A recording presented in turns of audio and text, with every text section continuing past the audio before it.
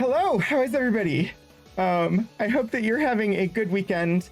I did see a hydrate already, which I shall do.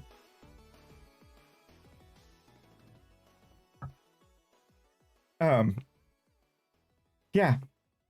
I was I was not prepped for stream.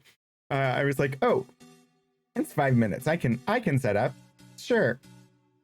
It took longer than 5 minutes, but I didn't get started too late. And then I went to go grab my drinks and use the restroom. And of course, inevitably something is not working properly. This time it is the bathroom sink that is not working properly because I looked over at it and, oh, there's water. Just pooled at the bottom of the bathroom sink and not draining out. Well, that's a problem. And I'm the one that usually does like that type of household maintenance stuff. And I'm like, I don't have time to deal with this right now. It's going to have to wait until after stream. So I was like, you know, if you want to try plunging it, that's the first step. Otherwise, I will investigate later. But hi, everybody.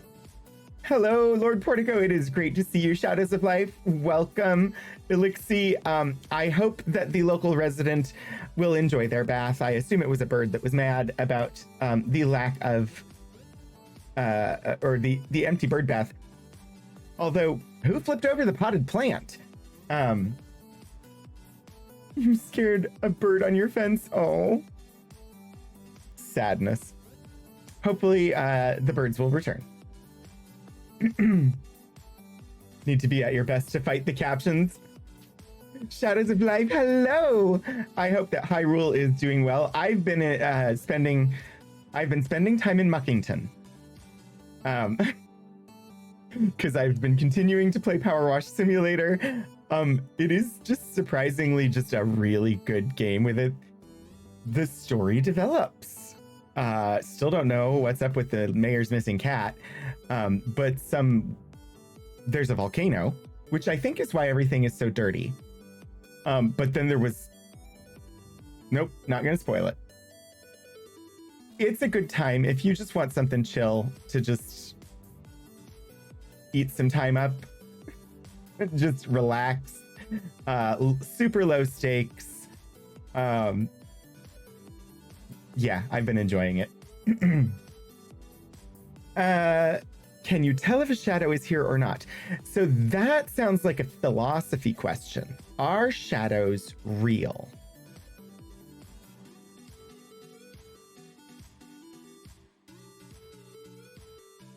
I can think of, I could see like physics arguments coming in. I could see like this is all cosmological, like nature of existence type.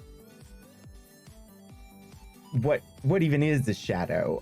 I mean, you can talk about the nature of light and light waves versus particles and interference and yeah. Anyway, heck, dirty is good. More things to Power Wash. Indeed, Moody Mystery. Power Wash Simulator is, yeah, it is a good game. I have not done a whole lot of those like simulator type games. I saw Urban Bohemian do a little bit of Power Wash a while ago. No reason, because I can. 1,000 bits. Lord Portico, thank you so very much. Aw, that's amazing. Yay. And yeah, happy Pride, everybody. But yeah, so Power Wash Simulator has been a good time. It's been totally distracting me from like all of my other games. And Puddleglum, hello, I am Puddleglum. Welcome. It is great to see you. Thanks for putting up with you for 20 months. Putting up with you? No, it's amazing. I love that you stop by here. I love it when I see you in other channels. And yeah, I genuinely genuinely enjoy having you around. yeah, I enjoy the people, which is a weird statement considering that I generally don't like tons and tons of peopling, but for some reason on stream, peopling is better, whether I'm in chat or on camera. Yeah. Also, you may note as we move along, new scene transition. It is scene transition I got from Stephen Joyce, who made it, and they are freely available. I just don't happen to have the link to drop in chat today. I'll try to have that by tomorrow. But I do like the lovely new scene transitions that I have. Pretty much the only thing you've been playing is Stardew with a little Mario Kart thrown in. Ooh, that would be an interesting version of Stardew. Stardew with Mario Kart. Also, hi, Hannah. It's good to see you. And yes, Hannah is now a mod on the channel. Thank you very much. I appreciate it. We have 3 mods. We must start the ritual. I mean, technically, I think we have 4 mods, but Alice isn't usually here. The mod squad. Yes, indeedy. Because I think Alice is still a mod on the channel, because but yeah. 3 mods here right now. Start chanting. Oh, there are 4 mods. Yeah, so today was Wholesome Direct. I guess it was State of Play as well, but I was somewhat more excited by Wholesome Direct. There were some good games. I don't remember titles or anything like that. I wish listed a couple. There seem to be some new Solarpunk style games coming out, which I am happy to see. I like some Solarpunk. So I don't know. I was excited to see some of the games. They're still all in on frogs this year.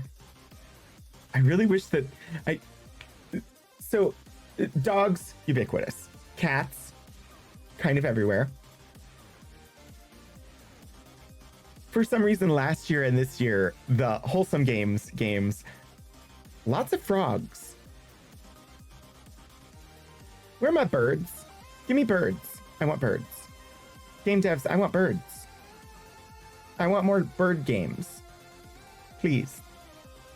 I also, one of the ones I wish listed is called Word Factory.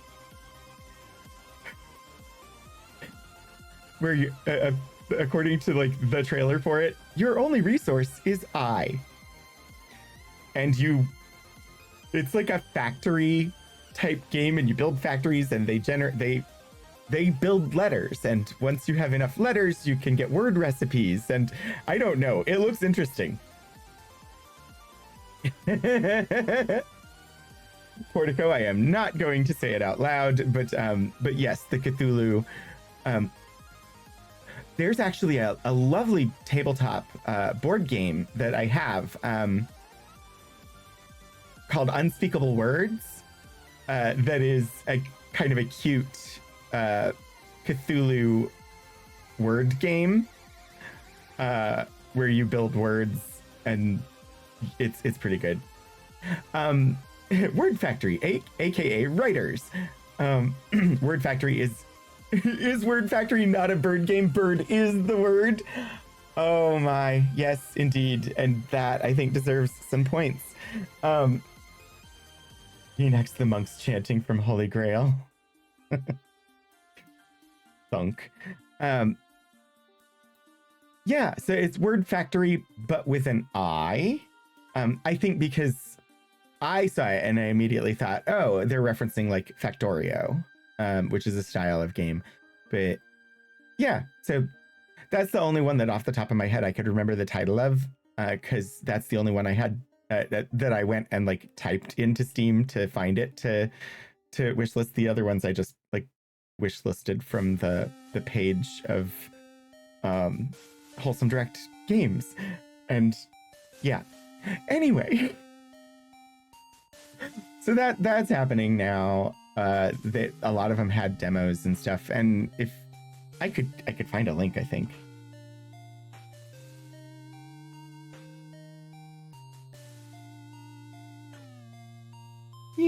Yeah, I'll just throw this in chat. If anybody wants to look at the games that were, you know, featured or included in the Wholesome Direct today, they're tons of indie games, and they're all super cute and adorable, just lovely.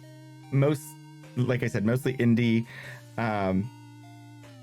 Wholesome Direct is the whole Wholesome Games thing. There's just a lot of nice games in there. So, oh yeah, there's at least, I think at least 2 with capybaras. Looks like there's a game like where you're doing logistics management on Mars, and it looks kind of cute.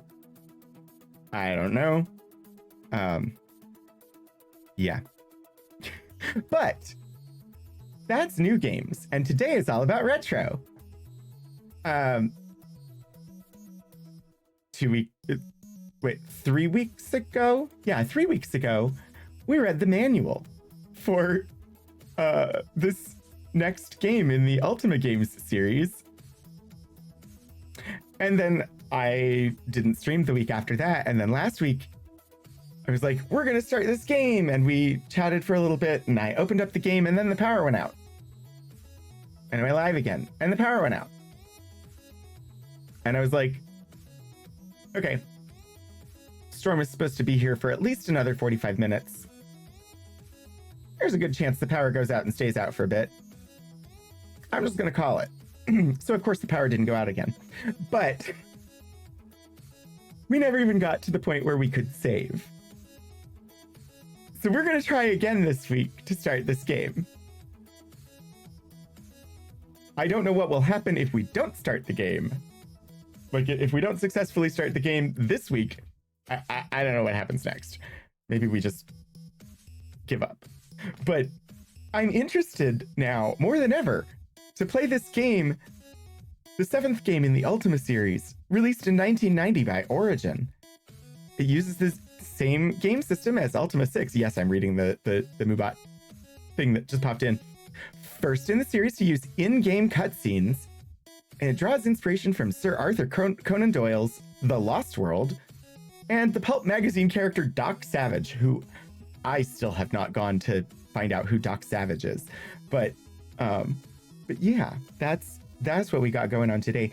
And of course, I'm gonna start playing the game, but if anybody wants to, you know, share what you've got going on, I would love to hear. Our normal, this would normally be D&D week, but I had a conflict, and then somebody else also couldn't make it, so it's just not happening this week. So I know at least Elixir has some additional free time tonight. And I'm not saying you have to fill it with something. If you're just like gonna lounge around and do nothing, congratulations. But, you know, if people have plans, I'd love to hear. Also, I don't think the sun was orange this morning. Yesterday morning, I was driving to work and I was like, everything is slightly orange because we had smoke. Binging cooking shows was your plan? That sounds like a good plan. I've been rewatching Leverage. I'm up to season 5. But I was rewatching Leverage because I'm gonna watch the new Leverage series that my mom recommended to me like, I don't know, a year and a half ago. You returned from your work trip. Congratulations on that. Recovering from excessive numbers of humans. I hear that. All my plans were yesterday. Today I plan to do a lot of nothing. A lot of nothing is a good thing to do, and all your big projects are already done. That sounds actually very, very lovely. And speaking of like just actual downtime, I don't know. I know I've canceled Archival Adventures for basically the month of June. This coming Wednesday is the last one until the end of July, actually. Just because I needed to free up some time at work. But I may at least one of those weeks also just not stream, so I can get something of a slight break. We'll see. I don't know yet. I hope so, Portico. It's a lot of work. But yeah, I'm definitely hitting that point where I'm like, I have too much going on and everything is overwhelming and oh gosh, I need a break. So I may end up, but it will not be this coming week. You buffered right after you said not stream and it added to the intensity. So I don't know when yet, but sometime, probably during the summer, probably sometime, I don't know, maybe early July-ish. We'll see. Or it might be the beginning of August after, well, maybe both. I don't know. We'll see. I need some recovery time. I'm not there yet. I'm not ready to do it yet, but soon-ish. Anyway, how about a game? Let's see if we can make it actually work.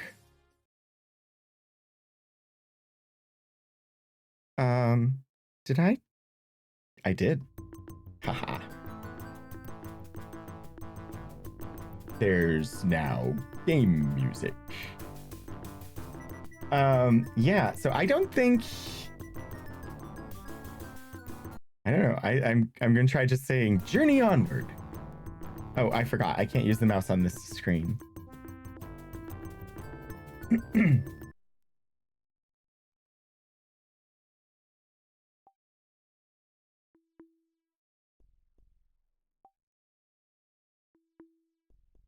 All right. Yep, we're starting with, oh, thank you, Portico, for the fixing the death counter. We're starting with the character creation, which in this game is answering questions. So you see a native man wearing an elaborate jaguar headdress. You are returning to wakefulness. It is good. Itanya's potion is powerful magic. It has granted you the speech of the people of this valley. Now you may understand what is said to you.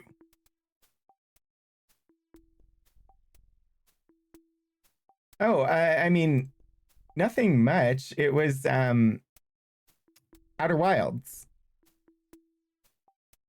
where you live through a time loop and then die, and then time loop, and yeah, so it's always a high death count on Outer Wilds. Did you see the get free coffee mug emotes for Twitch and Discord? I had not seen that. I will have to try and remember that.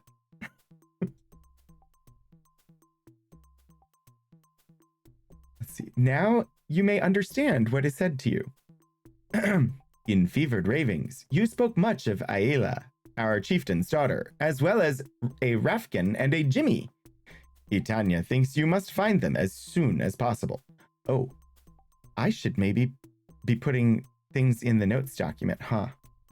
Because apparently I should find them as soon as possible.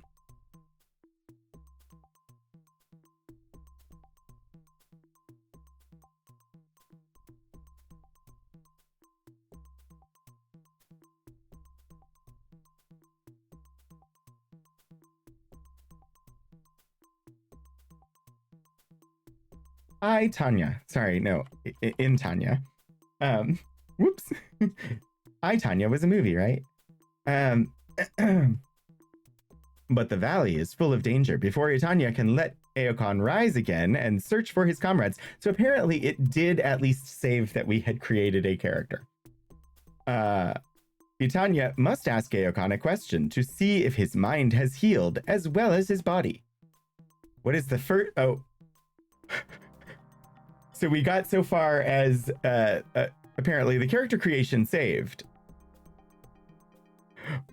But the copy protection we need to do again. The first tribe Rafkin discusses in his note, page 25.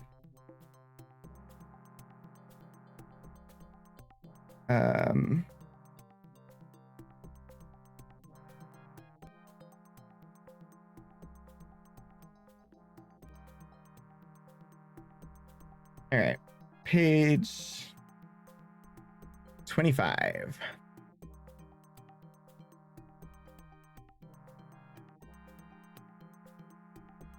Just double checking before I put it in and get it wrong.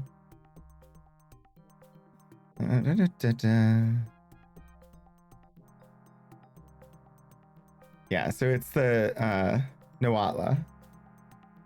Thank you, Hannah, for putting the info in the Discord. Nahuatla. The shaman looks pleased.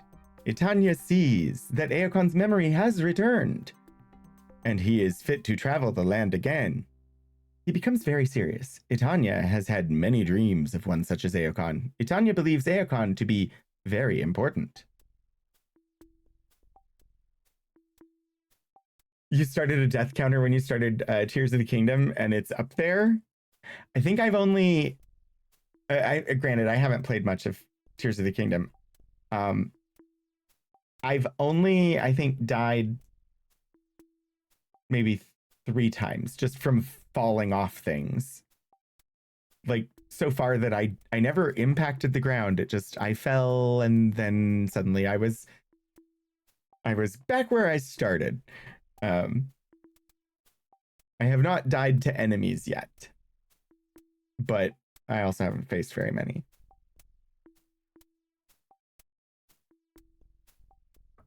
Itanya's men will try to follow Aokon and perhaps help Aokon when he is in danger. Itanya's men are the best in all the valley.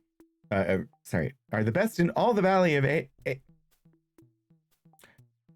Sorry, I'm stumbling over words because I'm having brain thoughts while trying to read, which was not a good... Hang on. Okay. Itanya's men are the best in all the Valley of Aedan and can find Aokon anywhere, even in the caves of the Myrmidex. 101. Wow, that is quite a few, Shadows. My student Triolo will join you on your search for Jimmy and Rafkin. He has learned some of the simpler invocations and will help you as much as he can. Yes, I had forgotten about Triolo. It's just Iolo with a different name, from what I can tell.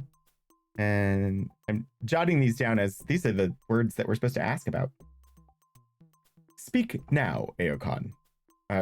Aokon may ask what he wishes. Okay, so first, we're supposed to apparently be romantically interested in this girl. So let's see what Itanya has to say about Aila. Warriors search the valley for Aila. The Urali are well hidden, and the spirits will not tell Itanya where they lie. And yet, the spirits do promise that someone will find her. You should speak with Aloron, our chieftain, if you wish to aid in the search. Speak to Aloron about Aila.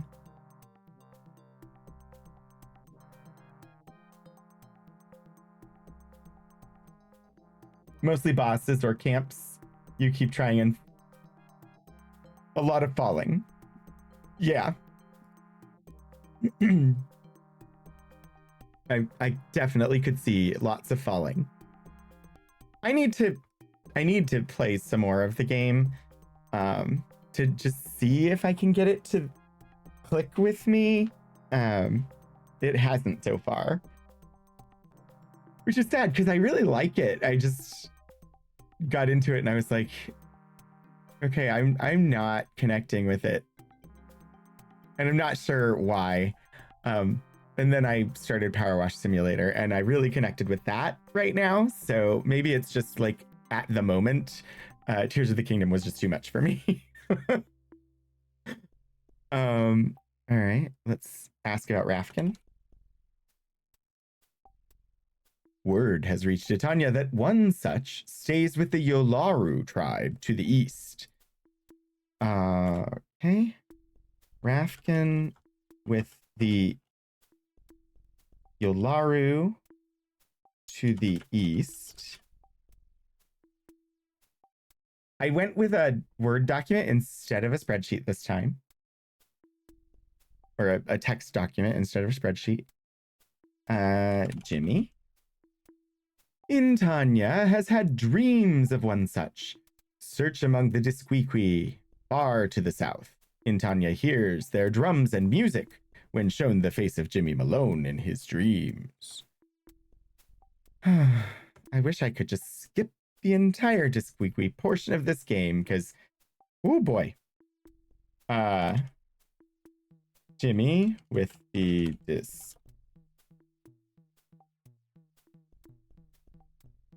I don't know why that was so hard to type. Far to the south.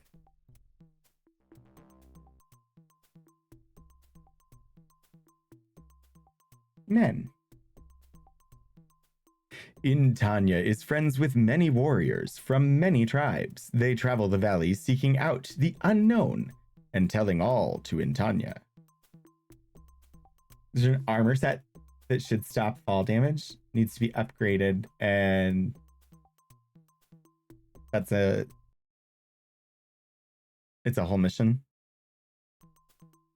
Sorry, I just need to just change the size of the chat box just ever so slightly, because I couldn't see the end of the sentence there.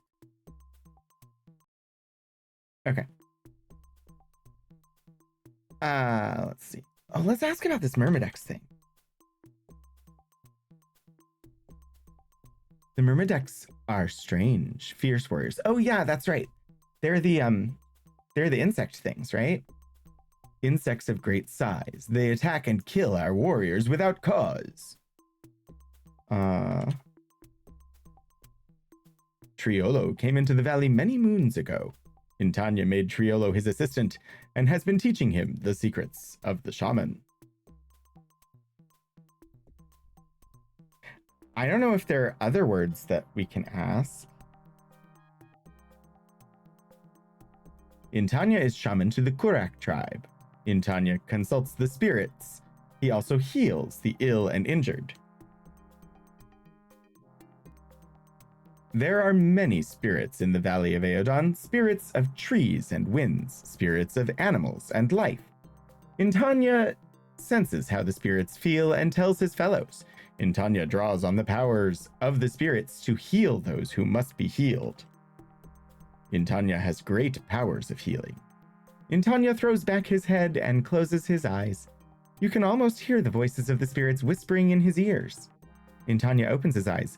No one here is in need of healing.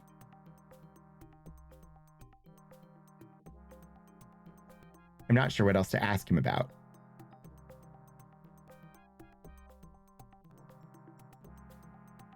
The shaman, I asked about the name of the tribe that he said is his, Kurak. The shaman gestures around him. This is the Kurak tribe.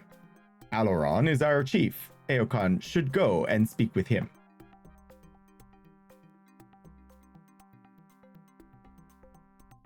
The Disquiqui are happy people, but their shaman does not know much. They live far from here, west of the great stone city of the Nawatla.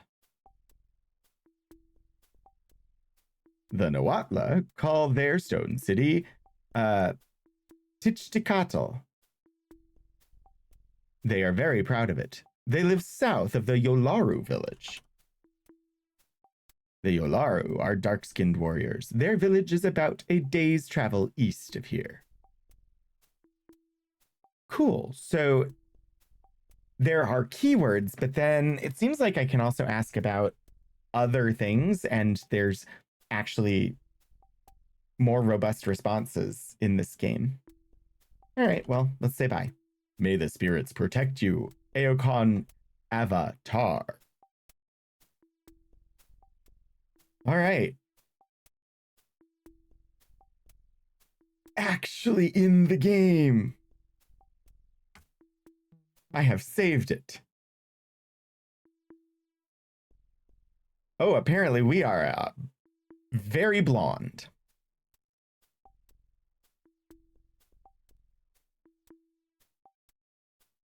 And we're starting at level 6. And Triolo.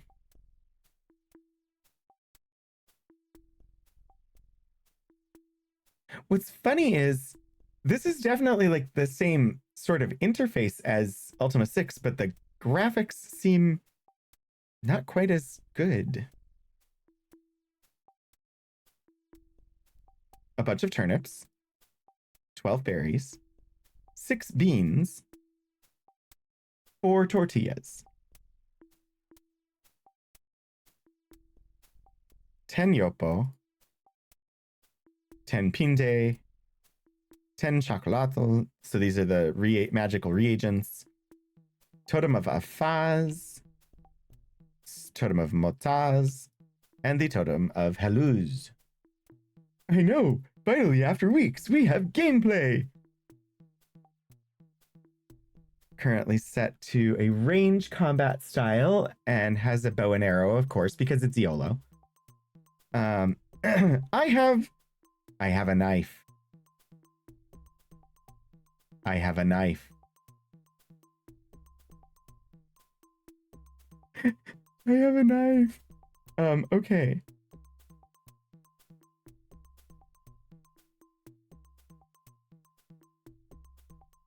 You see a skin. Get skin. Ooh. Apparently, oh, it becomes a folded skin in the inventory. Apparently, I was able to just take the skin off the floor. Oh, that's Triolo over there. So, that's Intanya. I took the skin right out from Intanya's feet. You see a sprightly, gray-bearded man with an alert eye. He looks at you intently for several moments before speaking, as if trying to place your face. Triolo has heard of Aokon. Aokon's face is very familiar somehow. Does Aokon need help with something? Triolo is the name given me by the Kuraks. Triolo belongs to the Kurak tribe. Triolo was not born a Kurak. Triolo came stumbling from the jungle, bereft of name and memory, many moons ago. Since then, Intanya has taught Triolo the ways of the shaman. Intanya, a great man, is shaman of the Kuraks. Triolo learns the spirit magic of the shamans from him.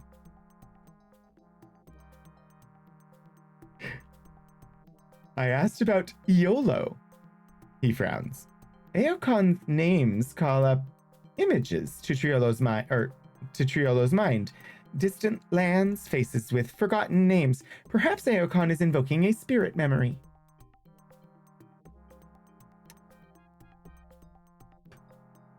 I don't specifically have anything I need to speak with him about right now, but very well. Speak to Triolo later. Okay. We got a drum. Nope. Small bones. A pot. A grinding stone. A bunch of turnips. Many, many turnips. Bananas? I don't know if I'm gonna get in trouble if I take things. It hasn't said I will. So I'm gonna take a bunch of turnips.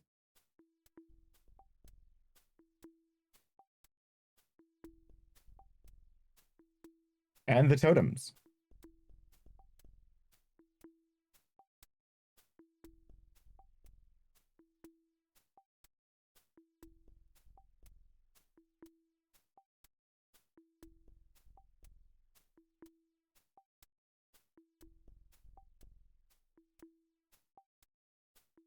Okay. Let's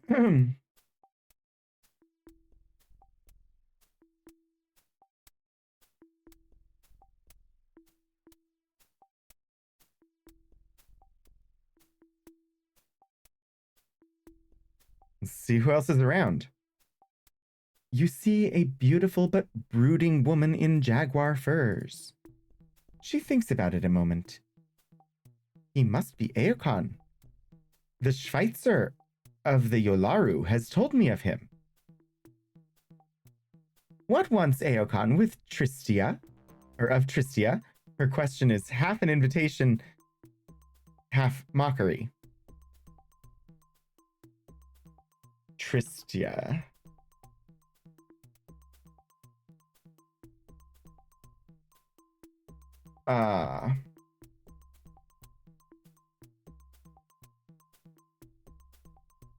Kurak village, not Korok village, Kurak village. Oh dear. Schweitzer? What is the doctor from Voyager doing here?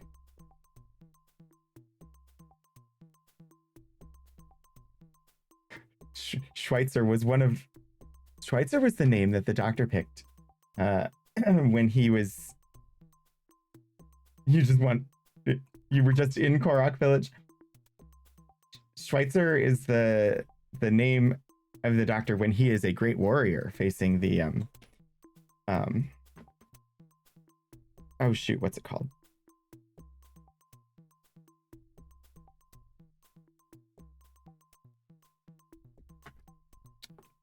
It's a European legend. My brain, I try the doctor in Voyager. There's a holographic episode. They go in, they need to save Harry Kim, who was playing some scenario. I can't. No, Schmullis, that is a different name that the doctor picks. I'm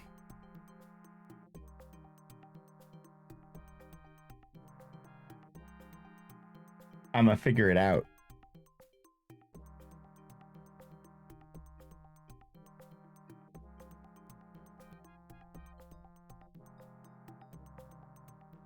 It's in Heroes and Demons. That's the episode. It's the Beowulf episode. And he only goes by Schweitzer for that episode because of how things end. But anyway, that's just seeing Schweitzer here made me think of that. The Yolaru have a stranger among them. Strange like Eokan, he is called their Schweitzer. He talks and knows many things, but he is short and old. Tristia does not want him.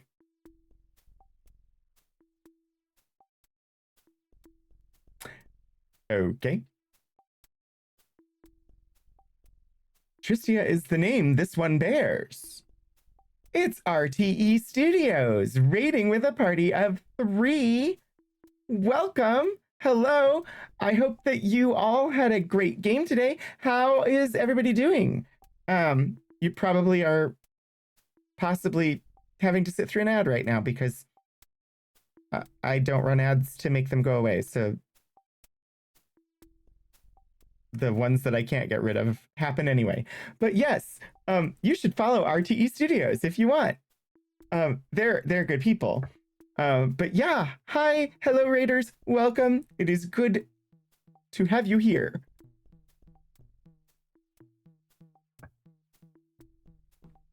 You may have killed a player's cat. Oh dear. Hi, Leia Sky. How is everybody? I hope the player will be okay with their cat being gone. The player got in the way. I think generally pets have plot armor, but that's in the games that I play. And you're welcome to have consequences for cats if you need them. Oh. Well, I hope everything works out and that they can either bring the player's cat back or honor it somehow. I don't know. Maybe a statue. The player did it. You just let the dice decide? Yeah. Sometimes the dice can be really mean. But welcome everybody. We are actually starting this game this week. We're playing Worlds of Ultima 1, The Savage Empire, which continues to strike me as somewhat odd. Woman, I'm already impressed by the level of detail. Well, so we didn't know her name until she told it to us. But it doesn't update until the next time you talk to her. So, but hi Zen, how are you today? Time trials, very stressful when you come in a second before the time. Oh yeah, that would be. Yeah, this is an Origin Systems game from 1990. It is the 7th in the overall Ultima series, although this is not the main. This is outside the mainline series, so. Oh gosh, 6:24 a.m. I'm generally okay, Leia Sky. It's been a little bit smoky here the last few days, and it had been bothering my eyes especially. And I'm still, my body is still trying to like level out from a new medication that I'm on, which has been affecting my sleep and making me kind of drowsy during the day, and giving me some joint pain, but it's getting better. So kobold hugs. Aw, thank you. Oh, I miss the hugs. So yeah, it is getting better. I need to figure out how to make myself go to bed at a specific time. Just to try giving myself some better sleep hygiene. I'm not good about this. I don't know what I'm supposed to ask her. Tristia is the daughter of the chief. How do I want to do my notes?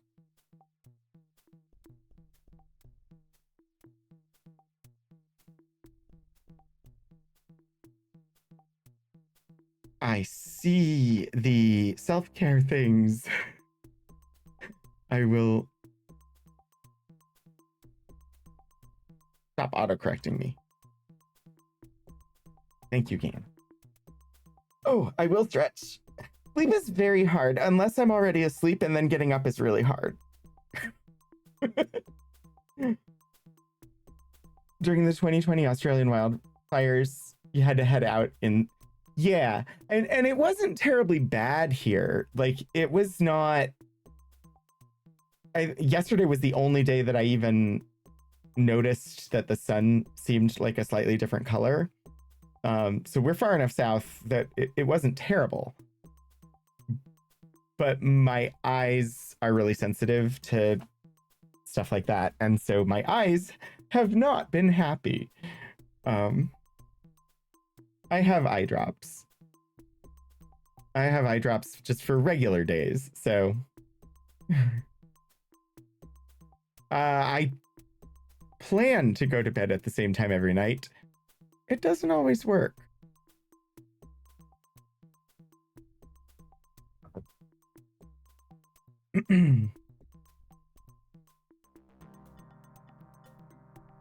Oh, we got some more stuff here from Tristia. Alaron is chief of the Kuraks and father of Aela. Alaron raised Tristia. Tristia's hut burned and her mother and father died. She shrugs, unconcerned by that fact. Oh dear. So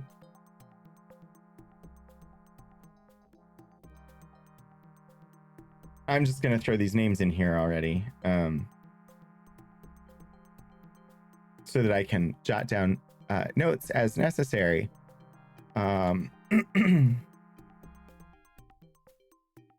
Chief of Kuraks, daughter of Chief.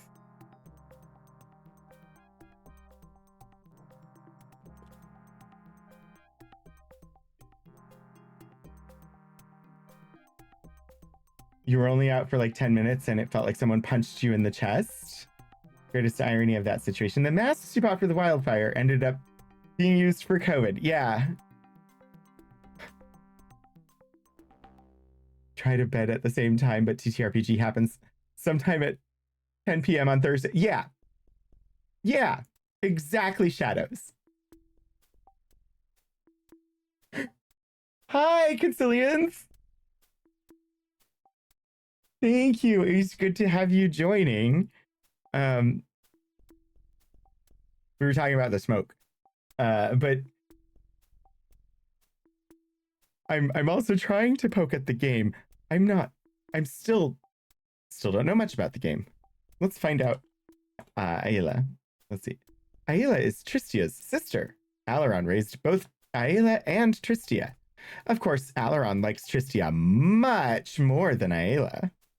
Fortunately, Aela has found a fitting mate in Darden the Huge. Tristia is sure the Urali tribe is a much better place for Aela.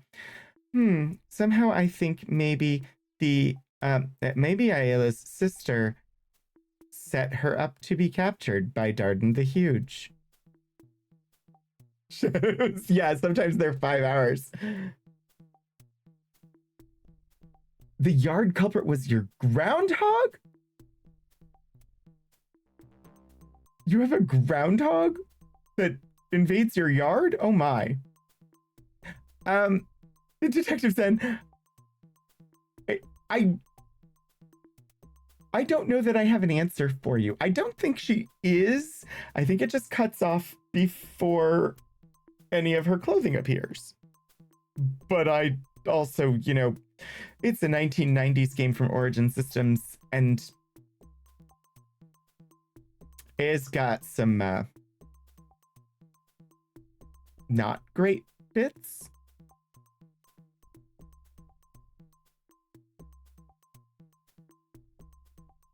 Nothing's been like overtly horrible yet, but she smiles broadly.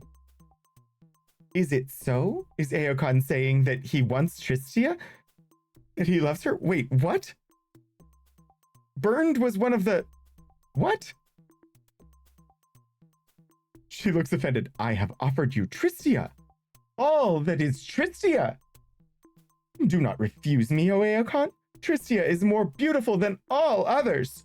I did not know that... How do I get myself in these positions? Like the woman who would buy gold from us in Ultima 6 also was just super aggressive in the come-ons. Tristia asks again, will Aokon love Tristia above all others? No. Her expression turns to one of rage. Aokon is a fool. Aokon does not deserve one as beautiful as Tristia. Go away, Aokon, and never speak to Tristia again. She slaps you as hard as she can, then she shakes and her eyes roll up in her head, and she faints dead away. What? What just happened? I refused her and she died?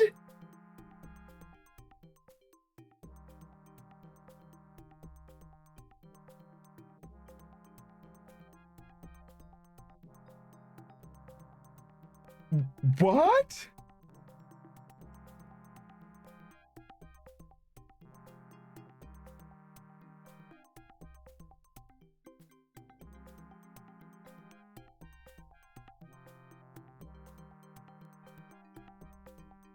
Christia demands to speak to Aokon's manager. Seriously, what in the heck was that? She's just gone.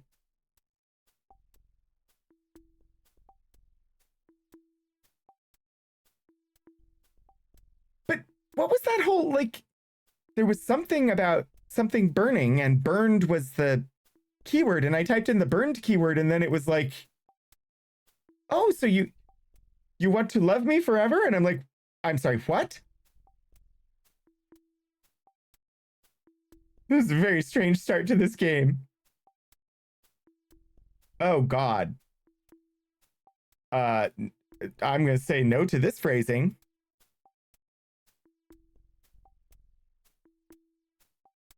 Hail, Aokon. What is your name, person who is dressed in the furs of a great cat?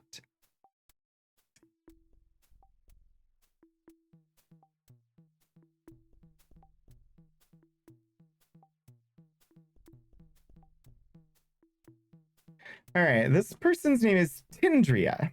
Hopefully she doesn't try to hit on me and then die when I say no.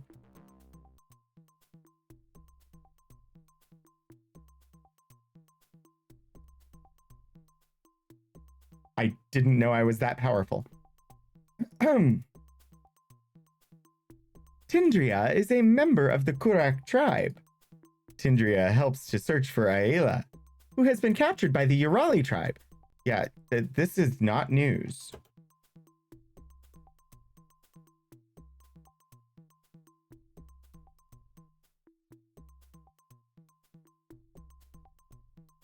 We are the Kuraks. We are one with the jungle. We are the greatest tribe, for great are our enemies, the Yolaru and the Myrmideks. And recently, the Urali.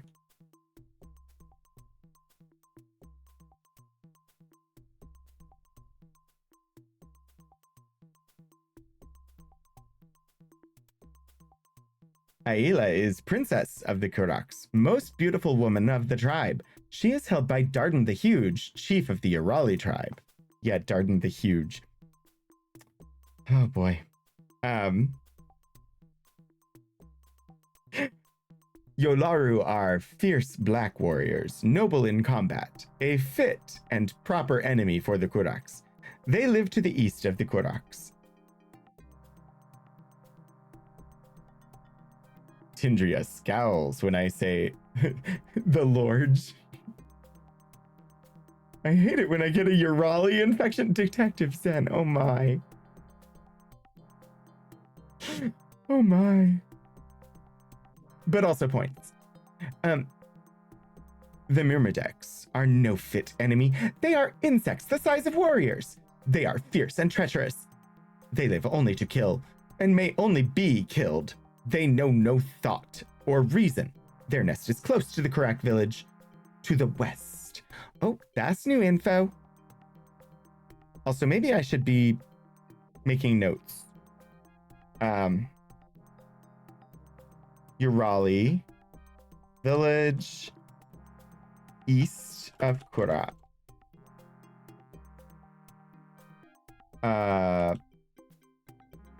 Myrmideks village west of Kurak village. Disquiqui village are south of Kurak. But also, do I really need to be making these notes? And because, like, if I don't take these down as notes, well, no, because the map does not show where the Myrmideks are.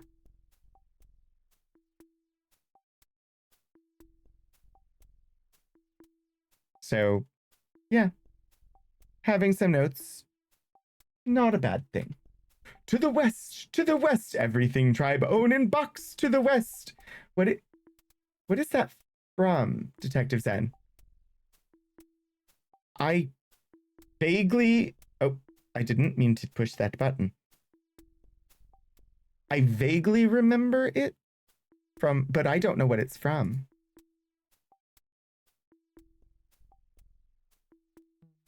Let's ask about the Urali. Tindria knows of the Urali. They live far away to the southeast. Thank you for the geographic directions. Far to the southeast. It's a song. Oh, to the left. Thank you.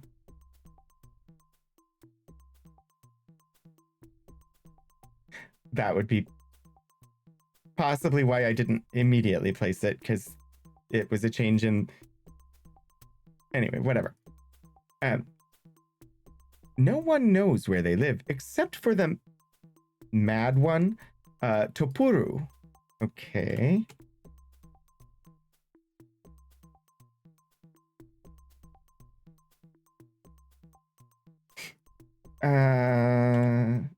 Tindria's face settles into an angry, determined look. But they have our Princess Aila.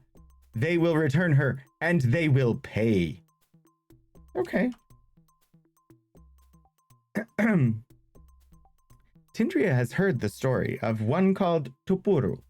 Topuru is supposed to be one of the Urali, but a madman. Topuru lives near the Barako, across the deep river canyon to the north, on a little island, all alone. Okay, just because somebody lives on an island all by themselves does not mean that they have mental issues.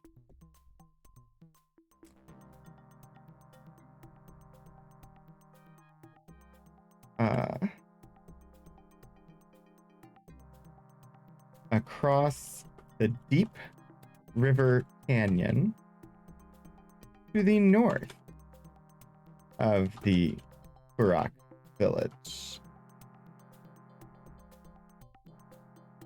Look at me mistyping all these words. Yay!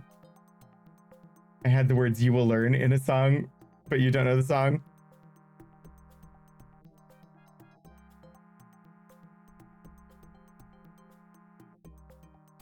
I don't know. My brain immediately went to Just You Wait and Reagan's as the music for "You Will Learn." But I didn't really get too far into it. Let's see. Topuru lives near the Barako. Yeah, okay. On a little island, all alone. Great.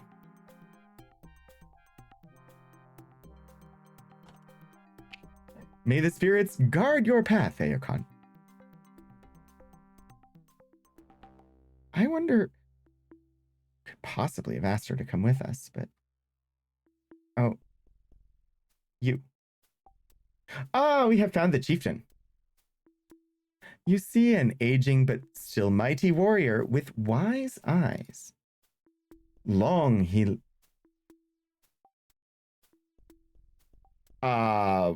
Wow. I clicked and maybe that was bad. We've missed something. Long he lay in the village of the Kuraks, smashed when Darden took Aila away. Now he has regained his strength and comes before the chief of the Kuraks. What does he want? Oh, so just like how he's introducing, or I don't know, whatever. I definitely missed the beginning of a sentence.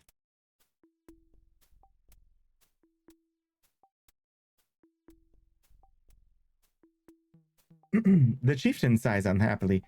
Aloron's daughter Aila, flower of his life, has been taken away. Aila is held by Darden the Huge, of the chieftain of the Urali. Everybody in this game talks in the third person. So far, we're not getting any new info. Many Kurak warriors search the land for the hidden Urali to bring Aila back. Aloron hopes that you join in the search. If Aokon were to find Aila, Aloron would be most grateful.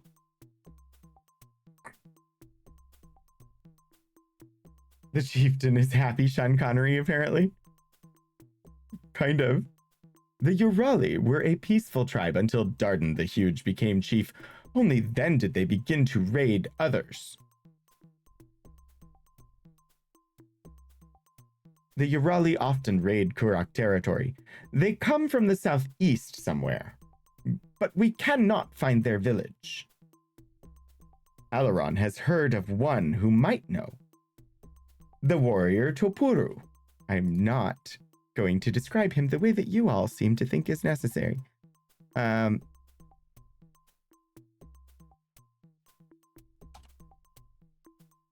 Topuru was the shaman of the Urali long ago. Topuru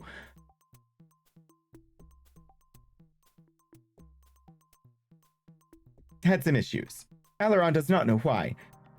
Somewhere in the far, far north, Topuru lives on a little island.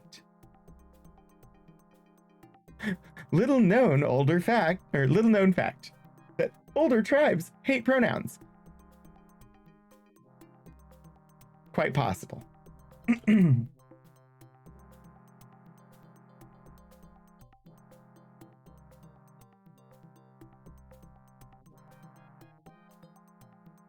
Great. Grand, wonderful.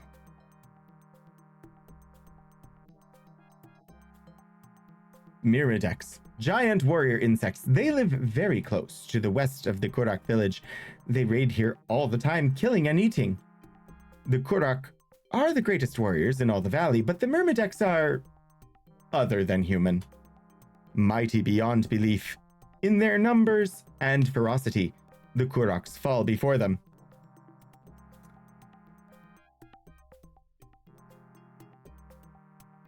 I don't know what else to ask him, so we're just gonna say goodbye. Farewell, Aokon.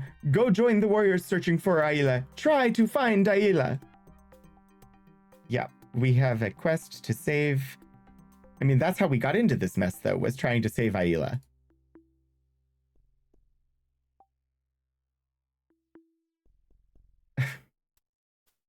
That's just Tindria again.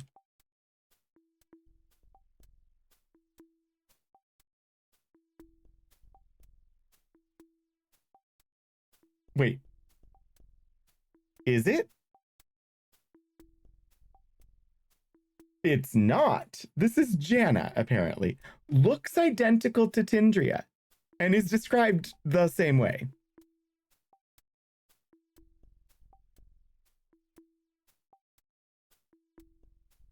Oh, jeez. This is me doing note-taking. I am not good at note-taking.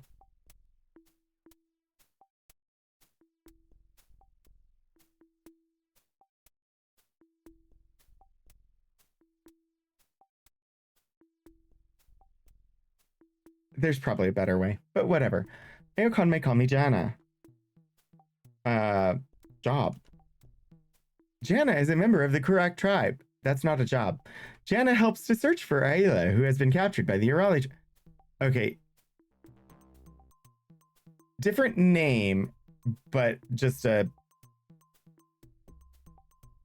clone of Tindria. Which happens in these games. Oh, but we have man now. You see a man wearing the furs of a great cat. Hail, Aokon. This is going to just be a male version of Tindria and Janna. That is my prediction. Aokon may call me Enokor.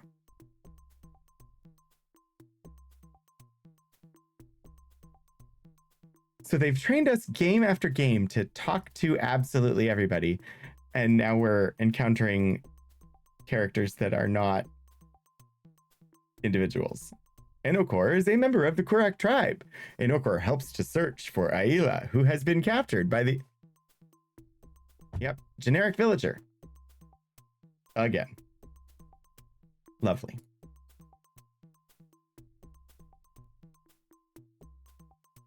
Ooh, a yucca plant. Can I harvest the yucca plant?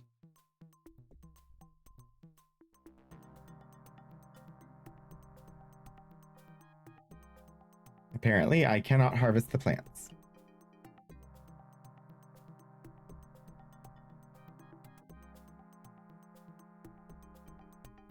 Padreg.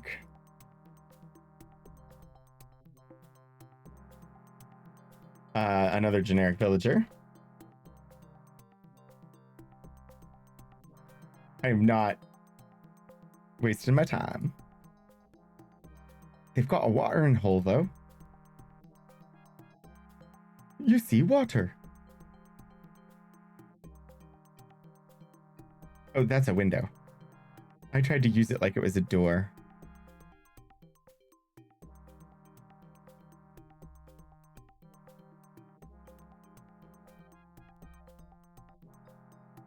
Is there a door? Ah.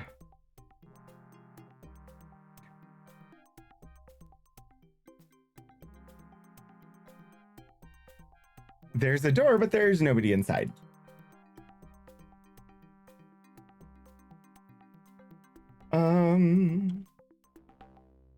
Ooh. Hello, arrows. I'm gonna take those arrows. A spear? Yes, please.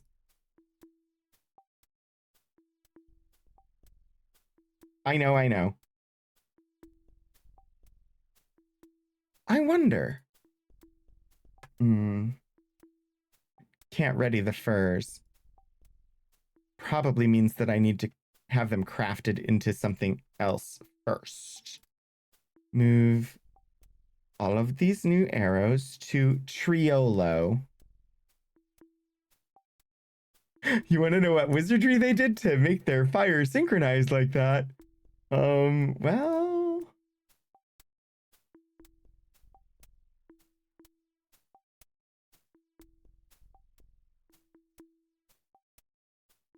they're just good like that. Yeah, you're just another generic villager. More spears? Yep. Yes, I want the pouch. Give me the pouch.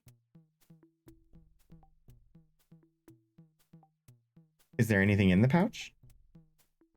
Berries. And cream. Berries and cream. I'm a little lad who loves berries and cream. Sorry. I had to. Actually, I'm not sorry at all, but I am silly. Time magic? Yeah, probably.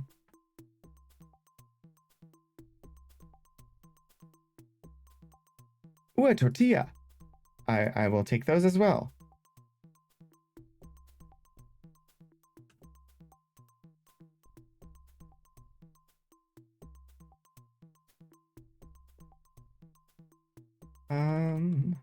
I'm just raiding this entire village, which feels very not Avatar-y, but at the same time, I don't seem to be getting in trouble for it. So, and I could really use these things to help save the chieftain's daughter.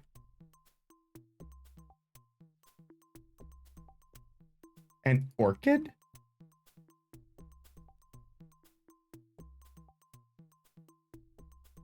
I wonder if there's going to end up being a use for orchids.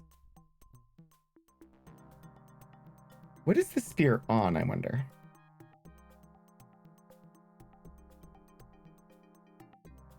A shield. Yes. Spear and shield. Da, da, da. Also bow and arrow, if I choose to want them. That's good to have. We're getting all geared up to go out on a rescuing mission. Oh, wow, you can walk through the jungle. That's going to be a fun time, isn't it?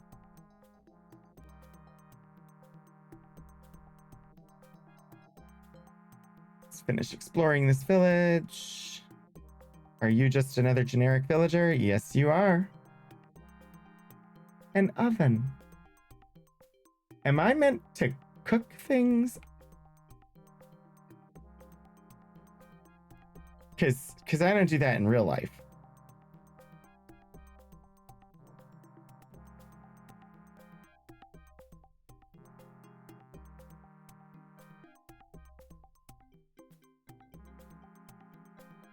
Oh, are the skins? I wonder if that is like a tent for camping. Oh,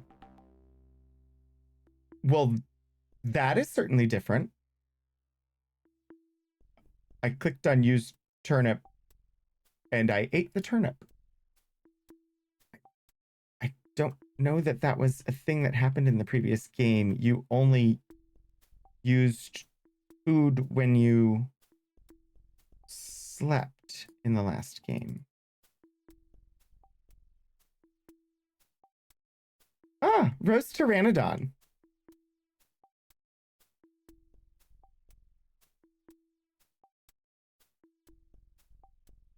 Well, there's a few things here. Camping? It's intense. Um, how much does the roast pteranodon weigh? Oh, it doesn't tell me. Let's move this. Get me some meat. Good.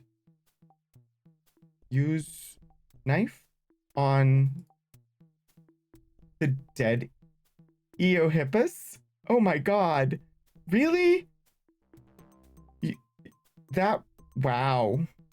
Wow.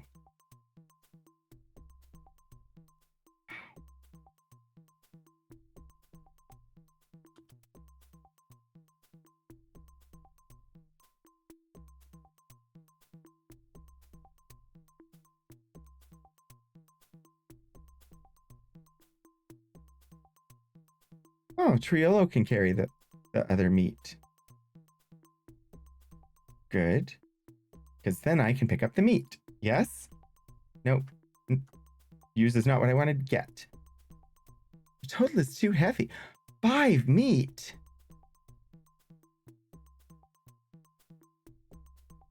And I'm carrying 33 out of 34 stone. Wow. It's got to be it's the furs. The furs are too heavy. Get meat? Are you sure Chieftain said it okay to take everything not nailed down? What? Oh yeah, sure, totally said that. Exactly.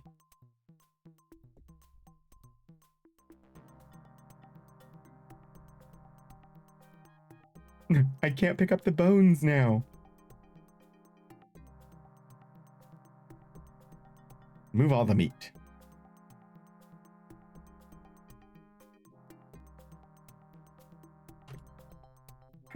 Obsidian knife. I don't really need it. I have a knife. I have a knife.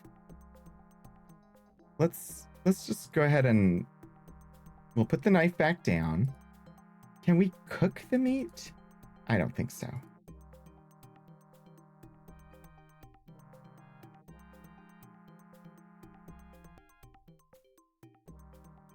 Oh, more foodstuffs! Yay! We are just like taking all the foods. I can't take. Everything is too heavy. Everything is too heavy. Aha! Get them berries. Get them turnips.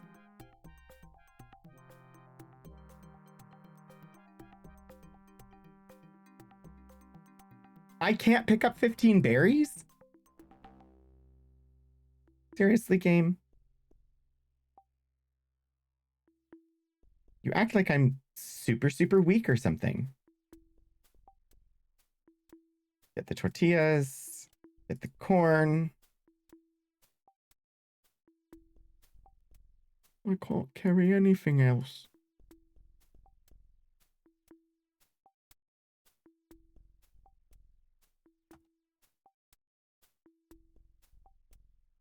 I can't pick up anything. 100 cornmeal.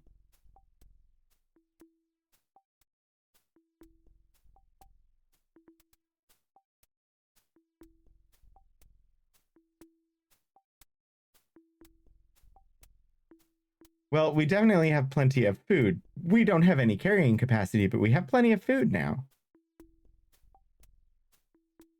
Maybe I don't need these 2 spears.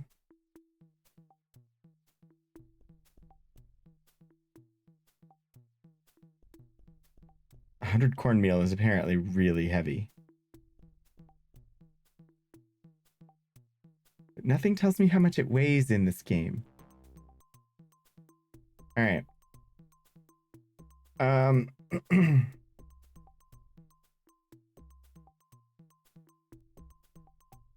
Well, we need to find Aila, who is going to be somewhere to the southeast. We need to go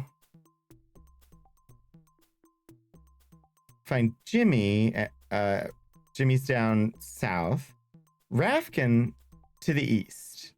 That's probably going to be our best bet for the next step. Are we done exploring this village, I wonder? Well, there's a path over here.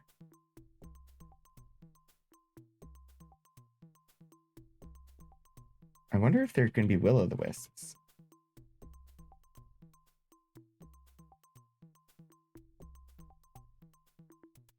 Oh! We could look in the clue book and read about the village. I think there's that stuff is in the clue book. Like with the last game. I should maybe do this. It is the Book of Clues. Zoom to the width of the book. Malone's Guide to the Valley of Aedan.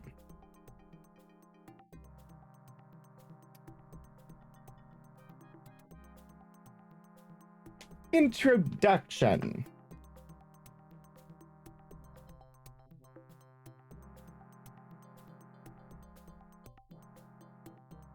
How did my windows get so wonky? Why are you like this? Why are you doing this to me? Why? Why? Let's just fix that. Anyway. My recent adventures in the Hidden Land. Oh, I forgot his voice already. My recent adventures in the Hidden Land, known as the Lost Valley of Aedan, have been widely reported. Accompanied by museum curator Professor Elliot Archimedes Rafkin and a vigorous, foolhardy adventurer who prefers to remain nameless, I traveled to this Valley of Aedan, explored its many wonders, encountered its tribes and civilizations, and freed all the people there from a danger which they were unable to cope with themselves. Just as widely reported has been the unusual means by which I traveled to Aedan. Even today, I don't know whether that trip were fact or hallucination. Regardless, we still don't know exactly where the Valley of Aedan is. But when we do, which I am confident will be very soon, it will be visited by scientists, explorers, and eventually by tourists, such as yourself. It is for these visitors that this toolbook is written. In this first chapter, I'll be giving you a general understanding of the Lost Valley of Aedan, as I came to know it during my adventures there. In latter chapters, I'll provide you with more details about several of the most interesting sites of the valley.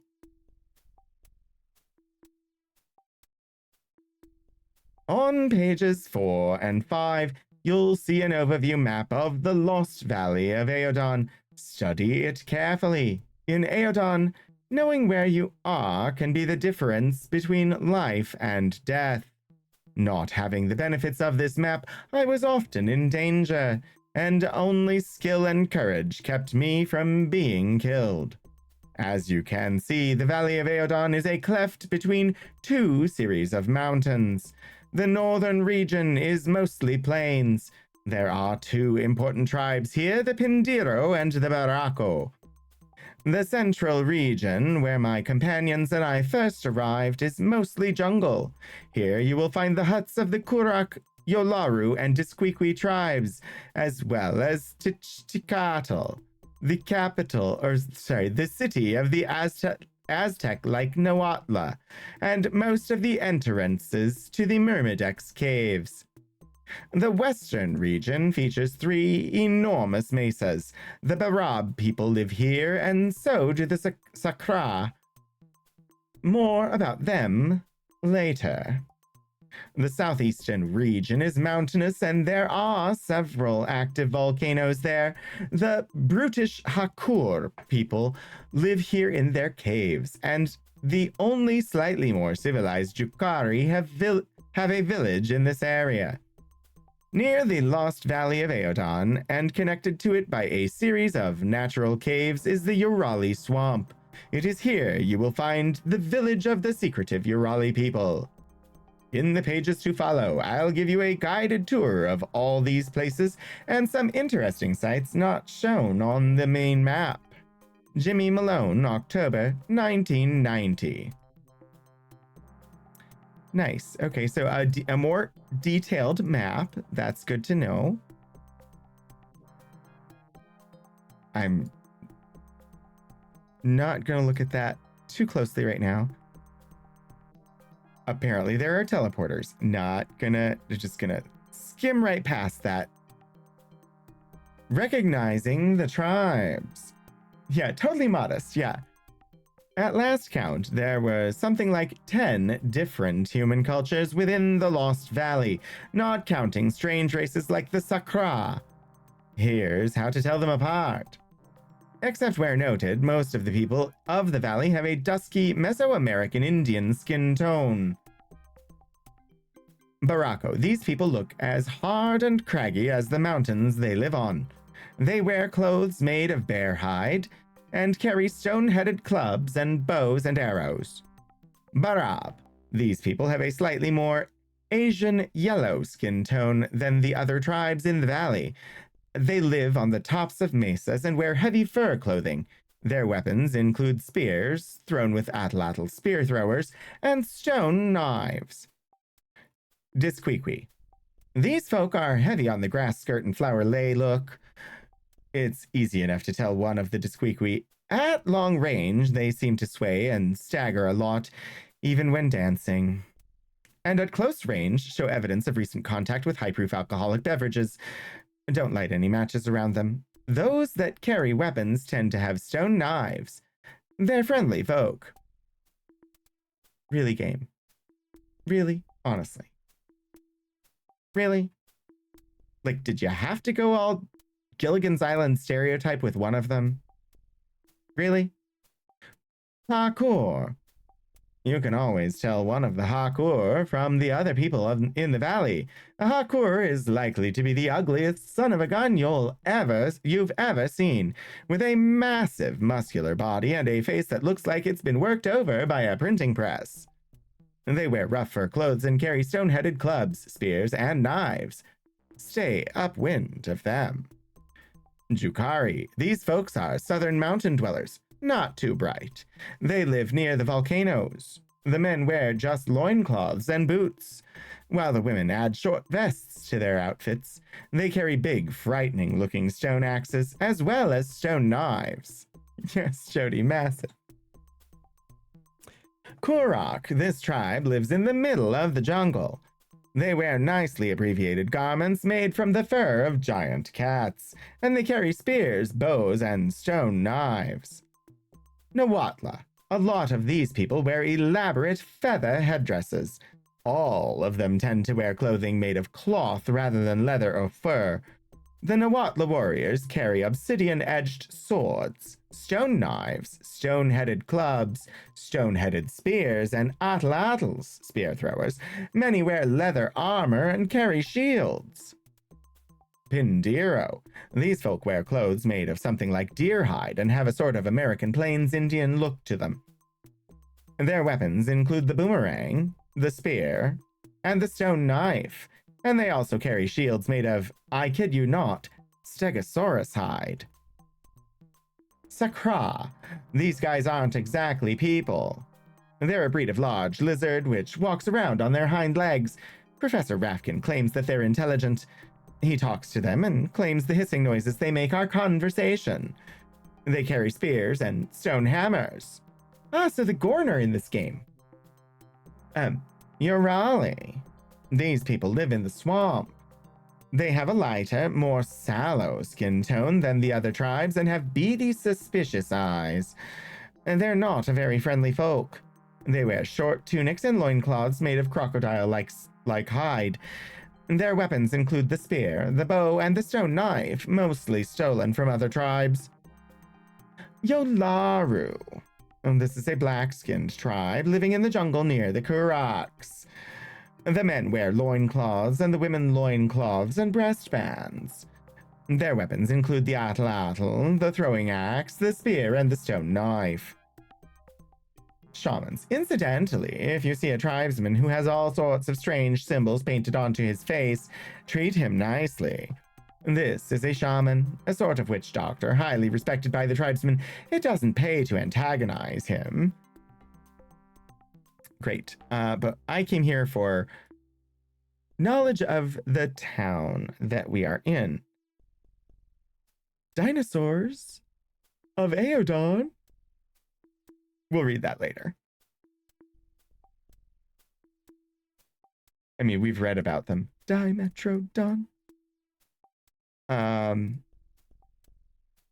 mammals. Yeah, sure. I want the towns. Practical information. Ooh, this is actually... This is pretty good to know. It might help me to inventory manage better.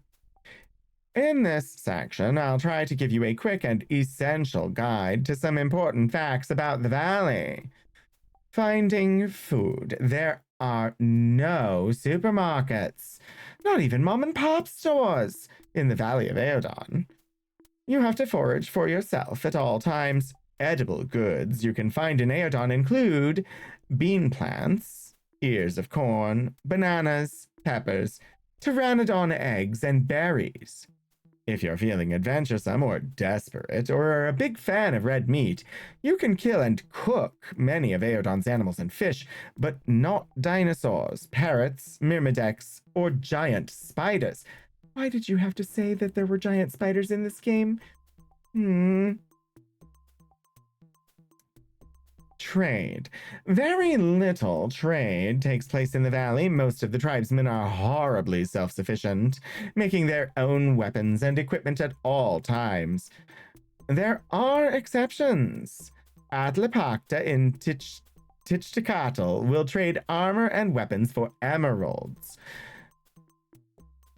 Haxaptamak, a tailor in Tichtakatl, dealing especially in feathered garments, will trade emeralds for parrot feathers. And Kunawo, shaman of the Pindiro, will trade shaman's offerings for flax. But only if another shaman such as Triolo accompanies you. If you don't just find flax lying around, use some yucca or flax plants to harvest some.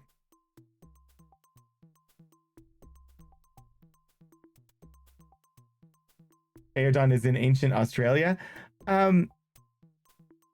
It's possible. How mountainous is Australia? I don't actually know much about Australia except that the outback is a big desert and there are coast cities. Are there mountains?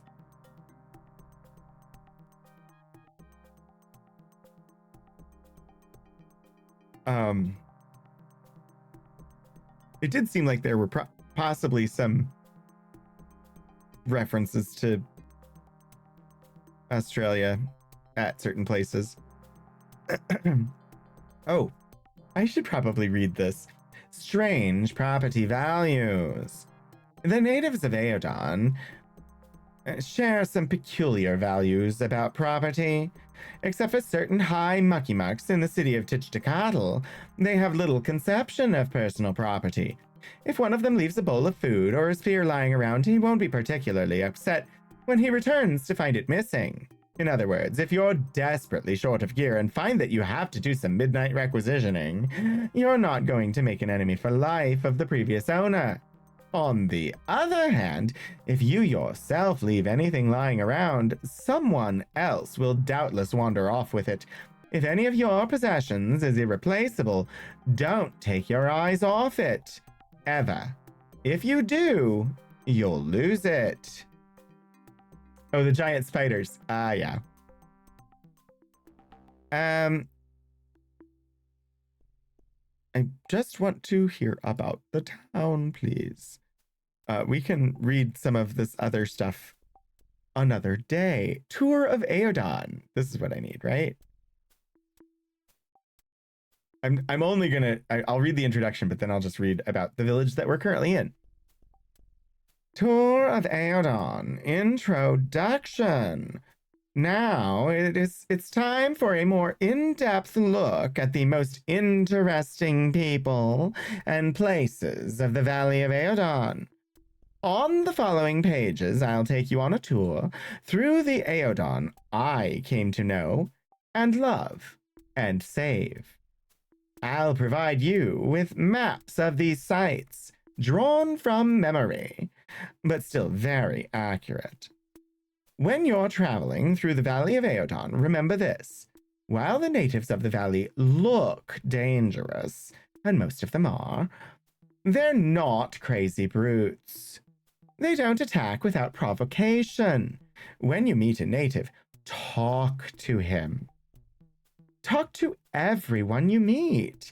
If you talk to them, you let them know your intentions are peaceful.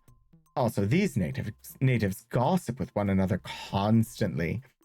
Often, if you talk to a native in one village, by the time you reach the next one, they will have heard of you and will be aware that you're not an enemy. If you are, like me, shy and retiring, that fits so well with the voice I picked, right?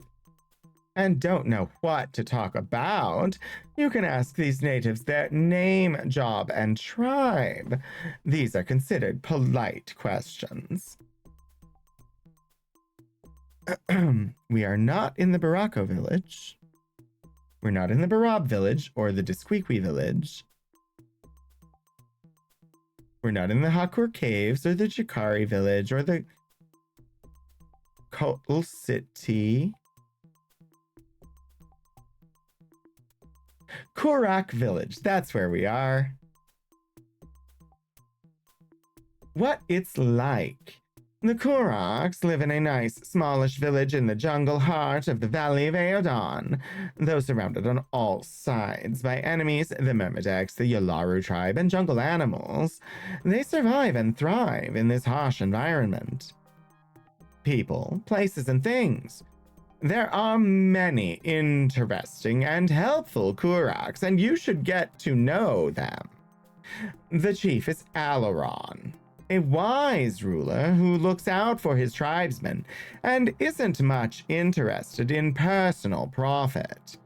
He likes to talk about his daughter Aela, his old enemies, the Yolaru, the Urali, and the Myrmideks, and uniting the tribes. Hey, there's a keyword that we have not asked the chief about. I'm gonna jot that down. His daughter and heir is Aela, an independent woman, warrior, hunter in a male-dominated tribe. Aela is very curious about the valley and about outsiders, and will accompany explorers on their expeditions. She likes to talk about her friend Sari, her dream of uniting the tribes, and about love. She's quite a romantic. The shaman mentioned earlier is Intanya, a very wise but somewhat spooky character. When all of us were scattered, he knew and could tell the Avatar where to find Rafkin and yours truly, Jimmy Malone. He can also heal just about any wound short of decapitation, and I sometimes think he could manage that, too. His apprentice is Triolo, who is less knowledgeable than the chief shaman, but who is willing to accompany a party of greenhorn explorers and help them through the rough spots. If a woman of the tribe expresses their affections, be careful about spurning them. There's a chance they will die for what seems to be no apparent reason. Another person of note is Tristia. She and Aila together constitute a Stone Age beauty contest. Between them, I'd say that Tristia is the more earnest competitor, but Aila wins Miss Congeniality hands down. Talk to Tristia about Aila, about her foster father, Alaron, and about burning things, her hobby, I think. I don't recommend you get too personal with her. Kurak village map. 1. Lots of spears and shields. 2. Chief's hut, Alaron and Aila. 3. Shaman's hut, in Tanya and Triolo. 4. Tristia's hut. Okay. Having a map. So now we've had some recommendations, a couple of things that we should probably ask about that we have not asked about. But also, we've been to the huts, but we didn't know whose they were, and we should probably check a thing or two.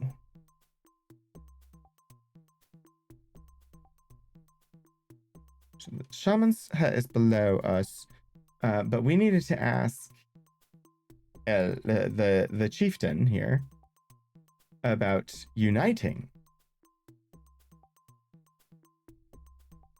Does Aokon speak of uniting all the tribes of the valley? Yes. Alaron has already told Aokon how to enlist the aid of the Kuraks, rescue Aila. If he wishes to enlist the aid of other chiefs, he must get each to promise his aid and must build the great drum. Oh, wow.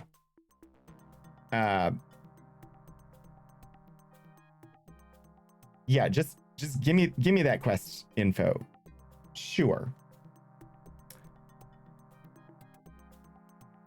Main. Unite all the tribes. Sub. Pura.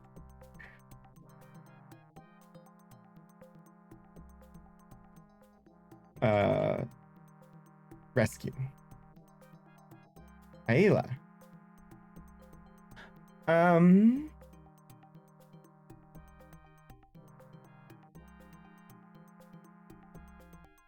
Get each to right, okay.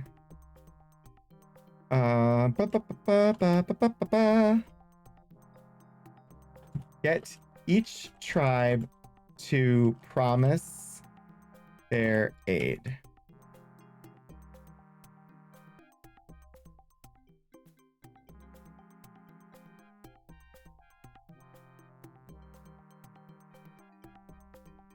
And build the great drum. I want you to go. Hello. Why will... Okay, look.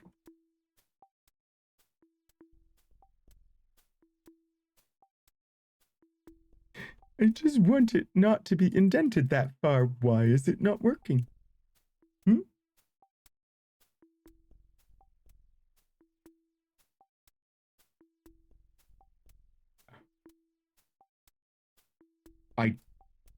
Seriously? Seriously. What the heck?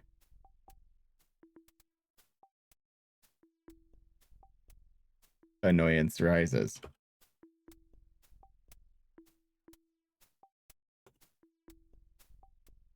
I really should have just done a spreadsheet, shouldn't I? Google Docs, why are you being silly?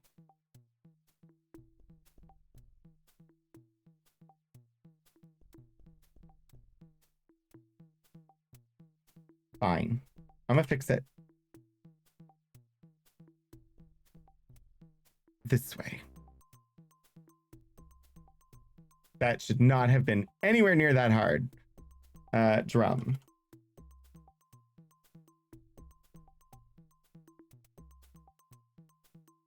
Aokon speaks of the great drum of legend. In ancient past, the warrior Oloro of no tribe built a great drum on a hill near the stone village of the Nawatla. Built by Oloro of no tribe on a hill near village of Nawatla. Okay, good to know, good to know. If Aokan wants to unite the tribes, he should build new drum there. Build in same place. Cool.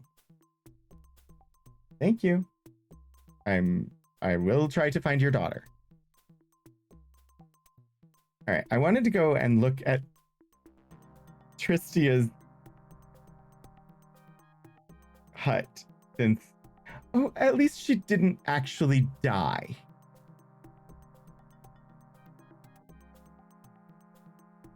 She's still alive. She was faking.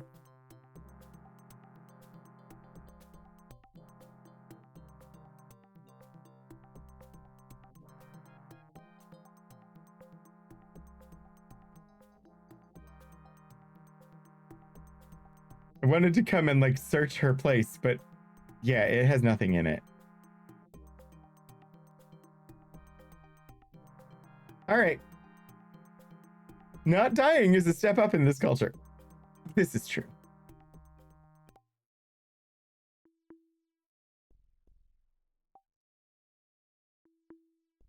Oh, wow. I saved the game and it changed the music and I was like, what happened? The sound died. Okay, so if we go eastward, actually, I have one more thing to try before we do. Is it said cook the meat.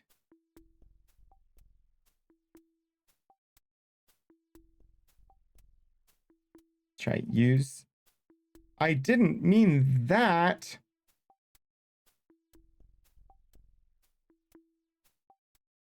Use oven on meat.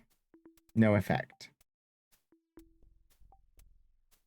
Apparently that is not how you cook the meat. Oh, look, it's nighttime. Or getting there, at least. There is a trail. We should just wander the trail, right? I don't know what else we would do. Hey, who might you be? You see a person wearing the furs of a great cat. Hi, Gassipiel. How are you today? Name? Damara. Job.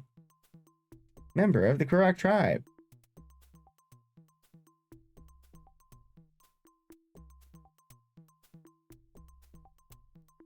Just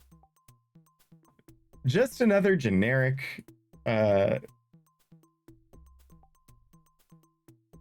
tribes person. Oh, a lit campfire. Maybe I can cook the meat on there. You're trying to decompile and remake this game in a modern engine? Oh, that's amazing.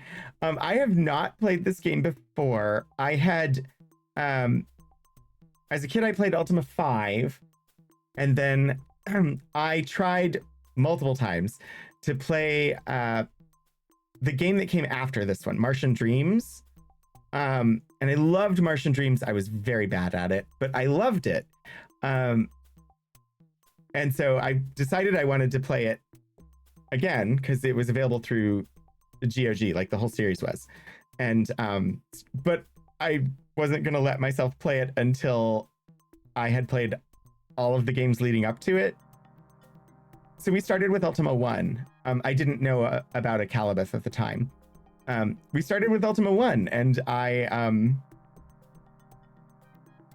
been playing since Ultima 1, and we're up to this game now. So far, it's interesting.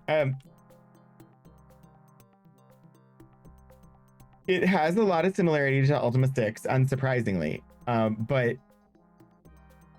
and it has a couple of like questionable like things regarding like the cultures that it's representing, but surprisingly not nearly as bad as I had kind of expected in that regard.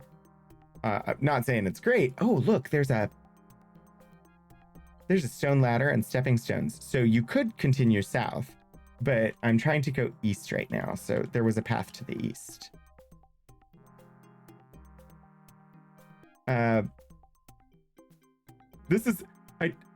So 3 weeks ago, I read the manual on stream.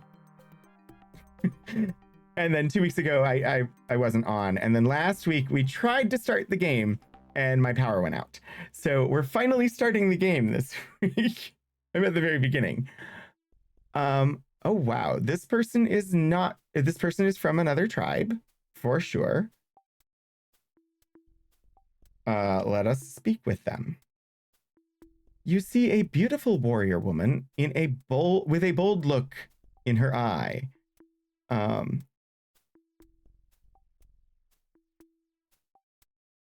Gonna be ready for me to take a notes. Ayla is Sari's best friend. Often did Ayla join Sari in exploring, talking, and making trouble. But Sari has not seen Ayla for many days. Something bad may have happened to Ayla. When Sari was sneaking... She blushes, then corrects herself. When Sari was near the Kurak village, she heard the warriors there say Ayla had been captured by Dardan the Huge from the Urali tribe. Yeah, you're going to be joining our party, aren't you?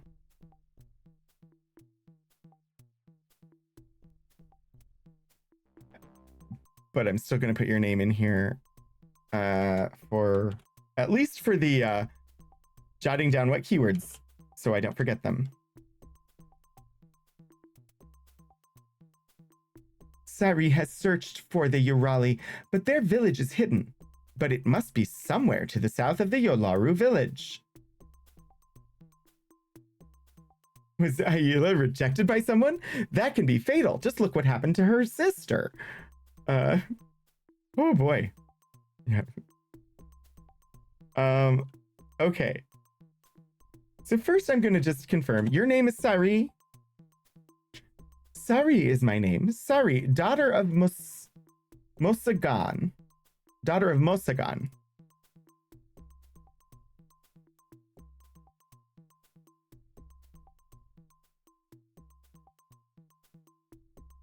Oh, double N.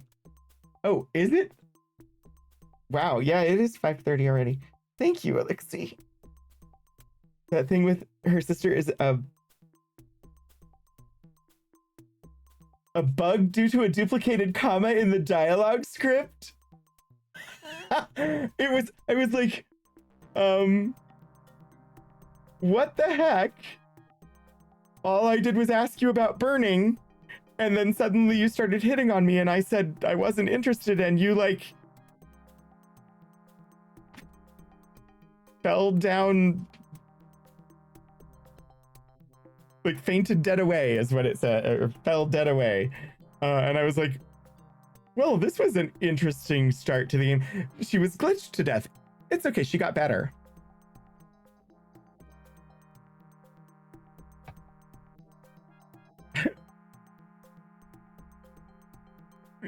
It was very surprising. Okay.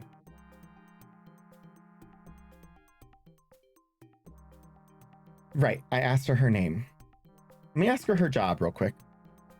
It helps if I type that into the actual game instead of into my notes. Sari chooses to make trouble wherever there is trouble to be made. Where men say that women should not take up the spear and the bow, Sari goes and demonstrates warrior's prowess. Oh, I like her.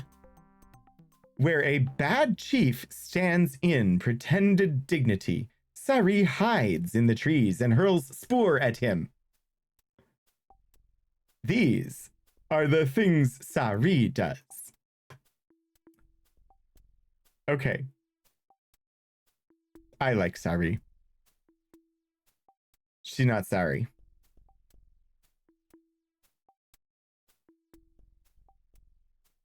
Sari is of the Yolaru tribe.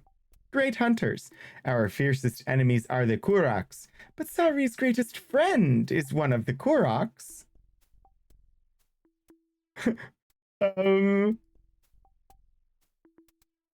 Hurled spores at him? Not quite, Detective Zen. Spore. A bit dirtier than spores.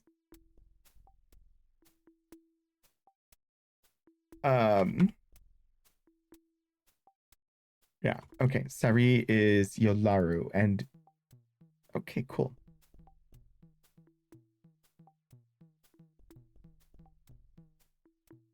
Sorry, strange noises happening outside the distracted me for a moment. Kuraks live to the west of the Yolaru. Good warriors. Yolaru fight them all the time. Too often. If we fought the Myrmidex as often as we each other, more Myrmidex would be dead.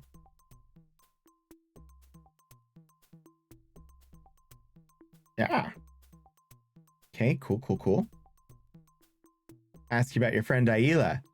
Sari's best friend is Aila of the Kurak tribe, but now Aila is missing. Darden, the huge of the Urali tribe, has captured her. Yes. I think we knew that. She looks quite angry. The Urali are no friend of Sari, for they have captured Sari's companion in troublemaking, Aila. Sari does not know where their tribe is, or she would go there and make trouble for them. Mosagan, Sari's father, is shaman of the Yolaru tribe.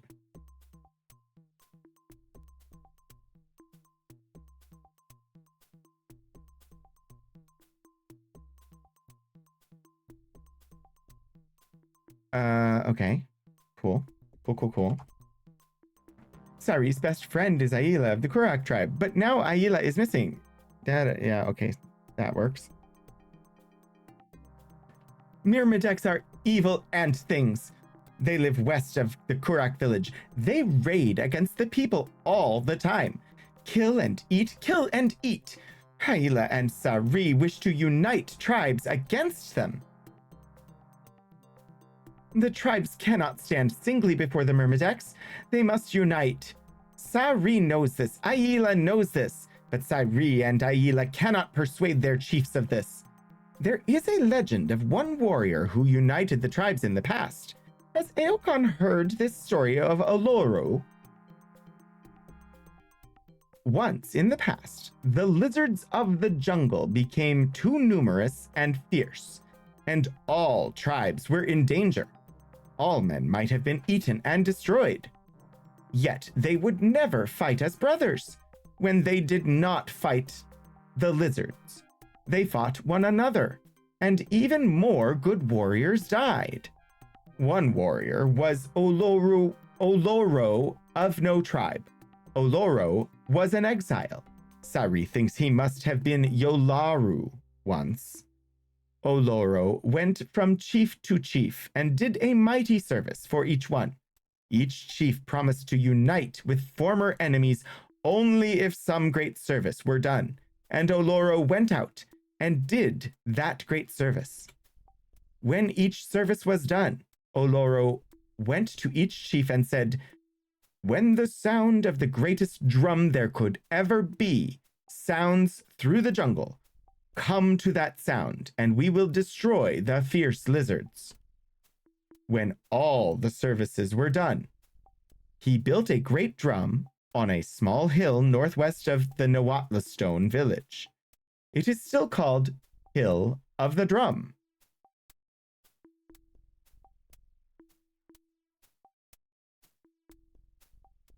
He beat the drum until all the chiefs and all the warriors assembled. Oloru did many fetch quests. Indeed, Detective Zen. we'll see what it is. I mean, this is the main plot.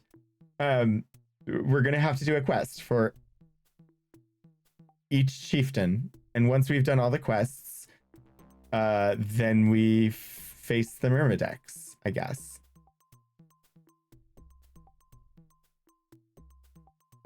It's nice of them to actually tell us. That was one of my problems with Ultima 6, was that all I knew was go investigate the gargoyles, and I was like, I don't really know what's next half the time. Let's see. He beat the drum until all the chiefs and all the warriors assembled. And though there was anger between the warriors, they fought as brothers, and the lizards were killed. Sari thinks that a new Oloro could come and do the same, for all the warriors know the story of Oloro. If a great warrior could do a service for each chief and then build Oloro's drum, the warriors might come. But the chiefs do not listen to Sari. Sari cannot even try to do these great deeds when the chiefs will not listen to her.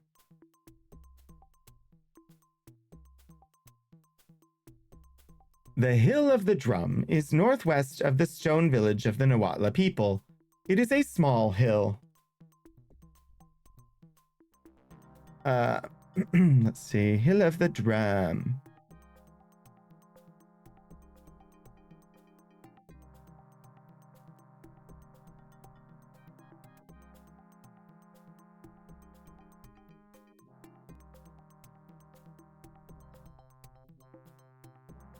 Northwest.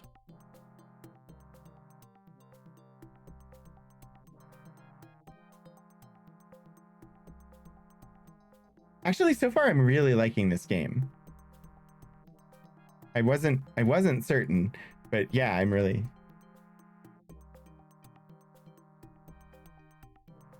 A couple of usability features without changing its charm. What would you add or change?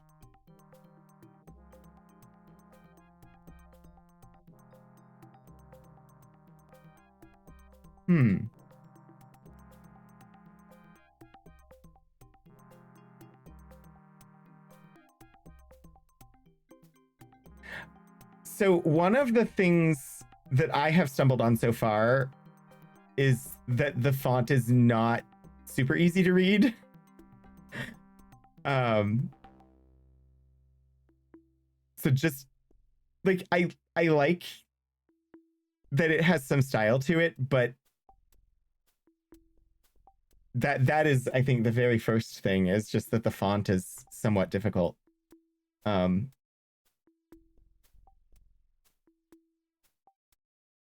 have to think about it. The language. Yeah,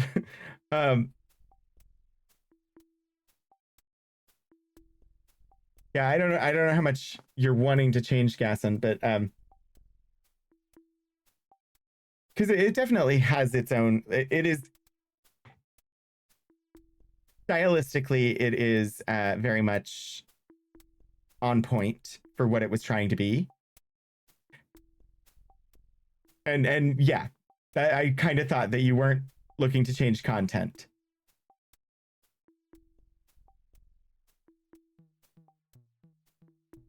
The Nawatla are a people who build all in stone. Their stone village is southwest. Yeah, okay. No, Sari already has plenty to do already. Actually, that surprises me. I thought Sari was going to be joining our party, but sure.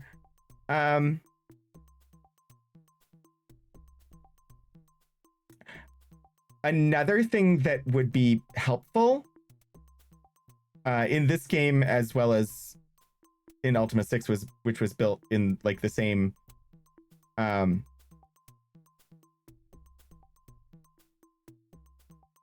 think it would help if I could, like, I understand like there's a field of view in the map window. It'd be nice if I could zoom that window a little. Which is difficult with it being a pixel-based game like this. It's just sometimes I'm not certain what I'm looking at. Because it's very small. I'm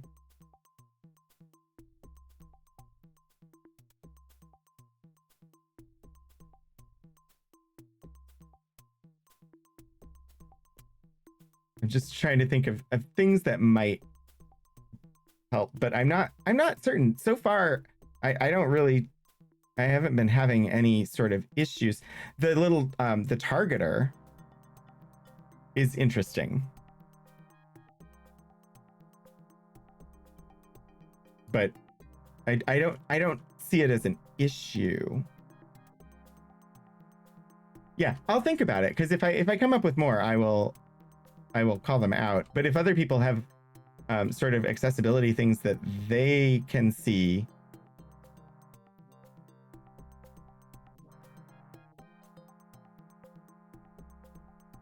feel free to mention them in the chat.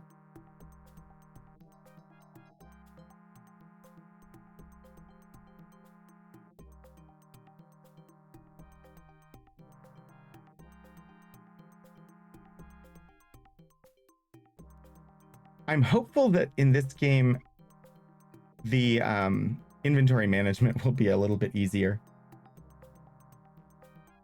A more readable font. Yeah, like, it's not terrible, but I have definitely stumbled on a couple of words just because of it's mostly the way that the letters are broken on the bottom, where I've tripped over some letters here and there, and so it's not terrible, but it hasn't been, it's harder than it would be if it wasn't a really stylized font. Oh gosh, the first time that I have been attacked. Oh geez, Deinonychus. Really? Triolo, you're not gonna fight? I really jumped when I got attacked by that Deinonychus.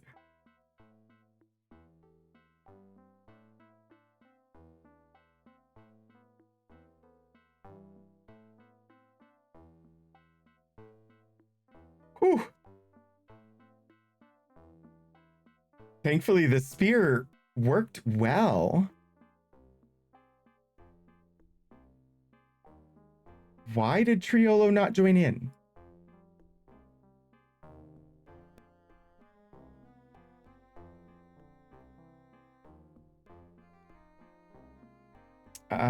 Let's see. Use knife. Height is too tough. Darn. Apparently, I probably needed that to take one of them in obsidian knives. The way the game is controlled is definitely something you're trying to improve. That would be good. And that is, I think at this point I'm used to the controls because I played Ultima 6 before it. It would definitely be nice to be able to like right click on something and maybe have a menu to decide I want to move these things, or click and drag to move items would be nice. I don't know how realistic that is to make happen in an older game like this, but one of the pain points for this interface was definitely the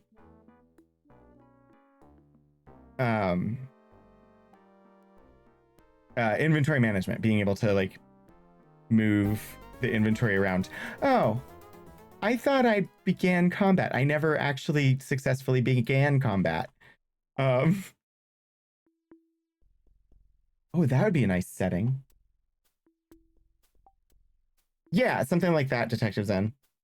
Right, sort of like I don't know if you've ever seen Sid Meier's Alpha Centauri, or some of the older games like that, where you could click on a unit and you could right click and you'd have a series of options of like the actions that could be done with it. That might be useful. I literally just thought of, oh, something attacked me? Maybe have me automatically enter combat, or have an option to make automatically entering combat a possibility. That, because too many times I have thought that I was entering combat because I clicked on the button that was supposed to begin combat, and I apparently failed to enter combat successfully. Which is literally what just happened to me. I have no clue where I'm going. I was going east. I followed the path. Then I went south. What's supposed to be southeast? Oh, the Urali, far to the southeast. I was trying to go to the Yolaru.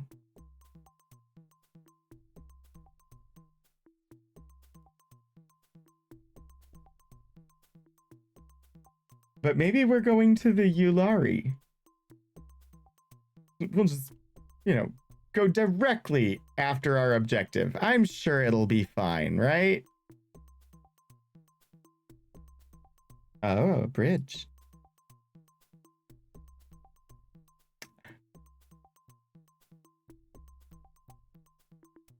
We can totally trust this bridge, right?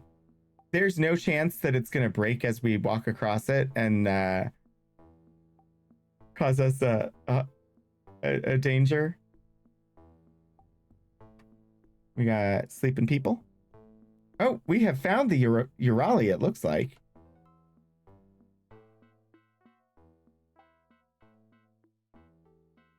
They got some peppers. Corn, bean, meat, and a roast pteranodon, of course. How does one rest in this game, I wonder? I have a suspicion.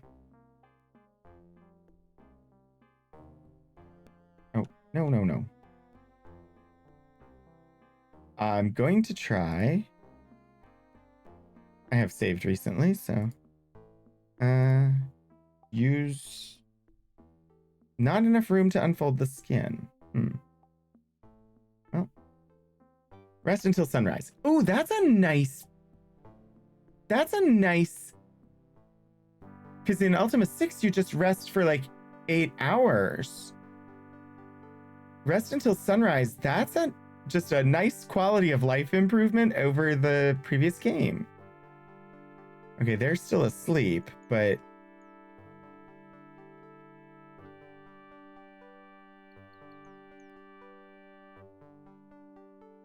oh wow, we've got, looks like less jungly plant. Alt F4? Alt F4 would certainly make us rest, right? You see a lean, cautious native. What does warrior from beyond want?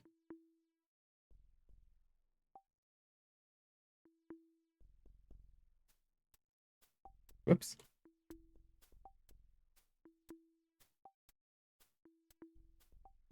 Well, how about your name? Kalia.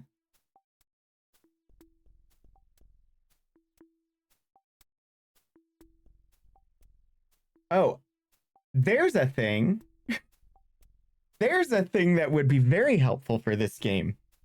The ability to take notes somewhere. Or something that, like a quest tracker of some sort. Or both. Job.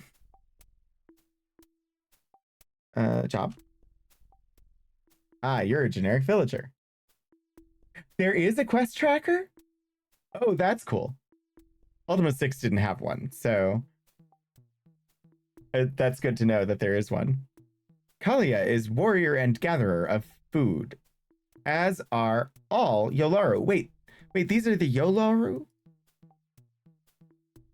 Okay, cool. That's where I was trying to go, but I thought southeast was supposed to be the Yulari. Anyway, doesn't matter. Um, Great, you're a generic villager. Kalia is member of Yolaru tribe. There are many other tribes. There are many tribes in the valley. Kalia's tribe is Yolaru. Nearby are Kurak and Disquiqui, Paleskins, and Nuatla with skin like copper. Farther away, Urali, Pindiro, Barab, Barako, Jukari, Hakur, ugly men. Sakura, lizards who walk like men. Do not know much about these tribes. All right, so your keywords include Disquiqui, Nawatla, and Urali.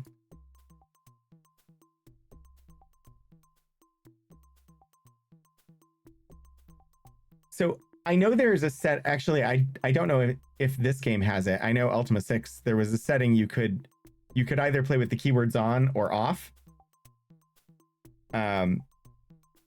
Which is great. By the time I get to the end of what they've said, some of the keywords have left the screen and I don't remember what they are, which is why I have to write them down. If it is just going to give me the keywords, if I have that setting on, having the keywords just like appear in a list somewhere in the conversation window would be nice. Do not know your tribe at all. Disquiqui, stupid tribe. Drink, sing all the time. Find Disquiqui? Go to City of Stone where Nawatla live. Take path south to Foot of Cliff. Go west, find Disquiqui there. That's excellent image. Go to Nawatla village. Take path south to Foot of Cliff. Go west. Cool.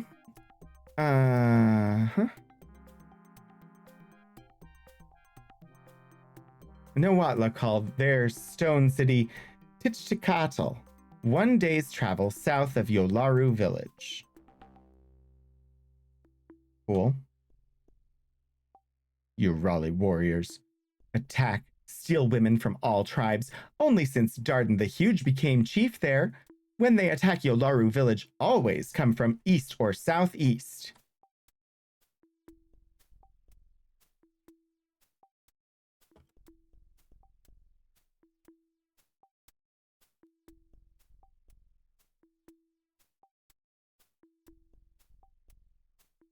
Cool. Nawatla. I have already forgotten what she said about where the Nawatla village, where Techticatl was.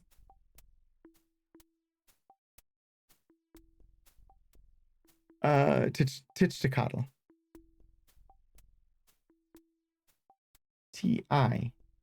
Tichticatl. 1 day south of Yolaru. Cool.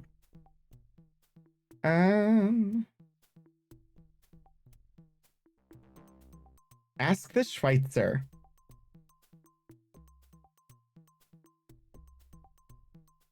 You wish to speak to our Schweitzer, who is called Rafkin. He is in Yolaru village. Find him there. Rafkin came to our tribe. We captured. Was not angry. Did not fight. Showed us healing. Showed us many things. We said, you will be our shaman. He said, no, your shaman is good. I will be your Schweitzer. We do not know what Schweitzer is, but Rafkin is our Schweitzer. Farewell. Watch out for great lizards. I've already encountered one, but thank you for the warning.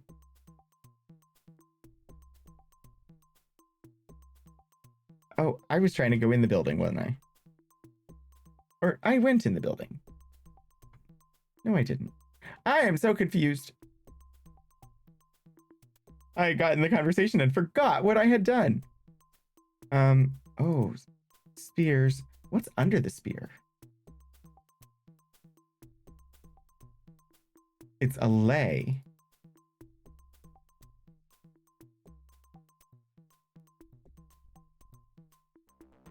I can wear it. Okay, I like that. Let me get this pouch. What's in the pouch? Hello.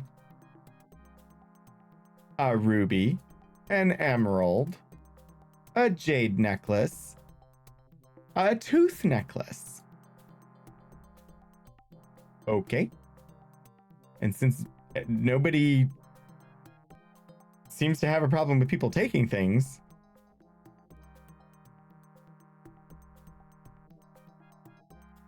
I've obtained a few things. Schweitzer is a type of German beer, isn't it?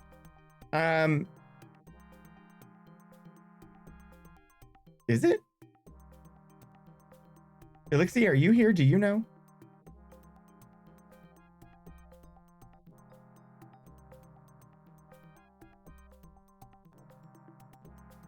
I'll grab that throwing axe. Oh, too heavy.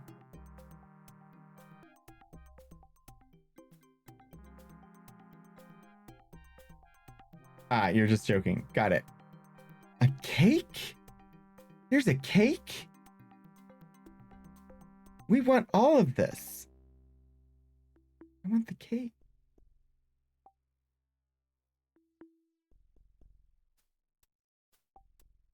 I have way too much food. I did this in the last game too. Picked up way too much food.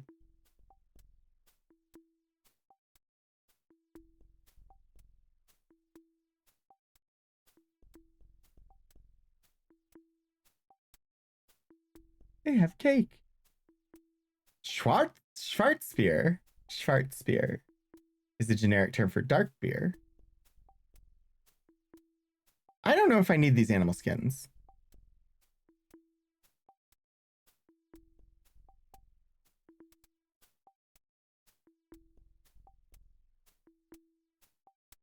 I'm gonna drop them. They're taking up a lot of carrying capacity.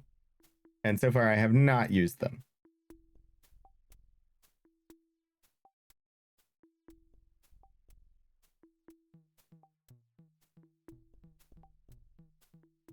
I've got a lot of food.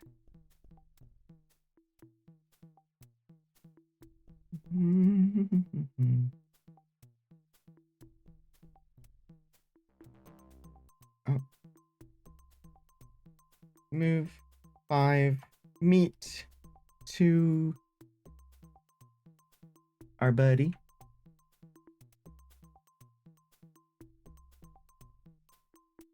Throwing axe obtained. Oh, more orchids. I don't know if the orchids are useful for anything, but for now, I'm picking them up.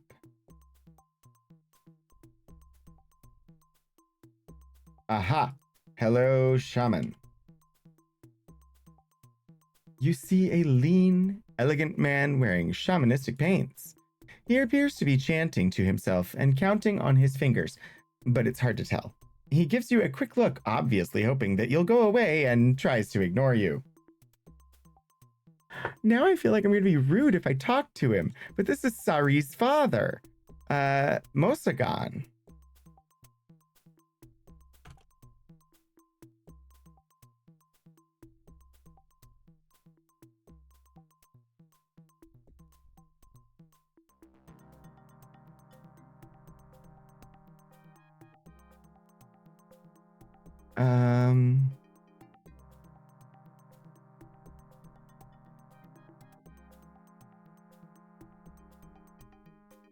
So we're definitely gonna, talk to him because we need to. Name. Mosagon is my name. Do not interrupt. Yeah. Shaman. Father of Sari.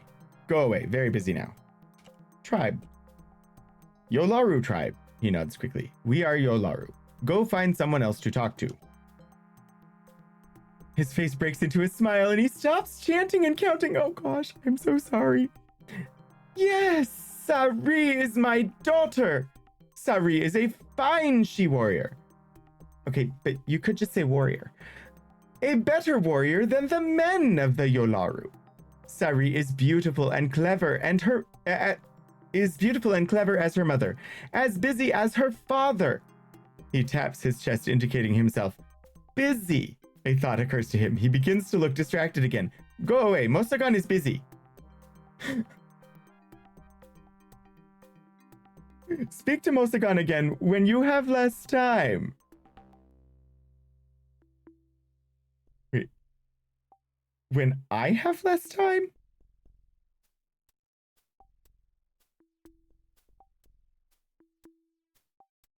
I suppose when he has more time would be good. But when I have less time, that's a weird thing to say. Is that a fish? It's a fish. Okay, there's just like food everywhere. I don't need to worry so much about food. I have way more food than I need right now. In the game, not in real life. You see a lean, cautious native. What does warrior from beyond want? Name, Jalan. Job. I'm from here. Tribe. Yeah, you're... Bye. You are a generic villager. Look. Oh, it's Sari. Sorry, not sorry.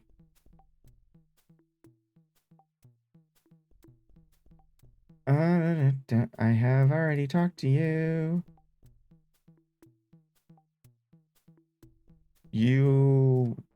Yeah. Nothing new there. At the moment, at least.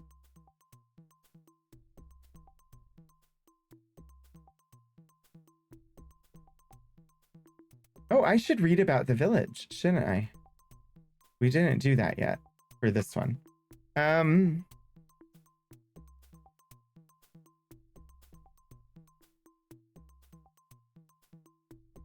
This is the Yolaru village.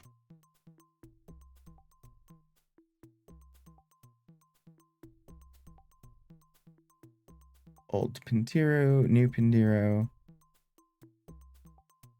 Sakra. Silverback. Tichtakatl. Urali village. Urali village. What it's like. The Urali live in a swamp which occupies its own little valley adjacent to the main Aodon Valley. There they have a muddy, dirty village in one of the drier patches of the Urali swamp. Oh, wait. That's Urali. Sorry, I need Yolaru. Ha! I keep getting those two mixed up. Yolaru Village. What it's like. The Yolaru Village is built in the central jungle region of the valley.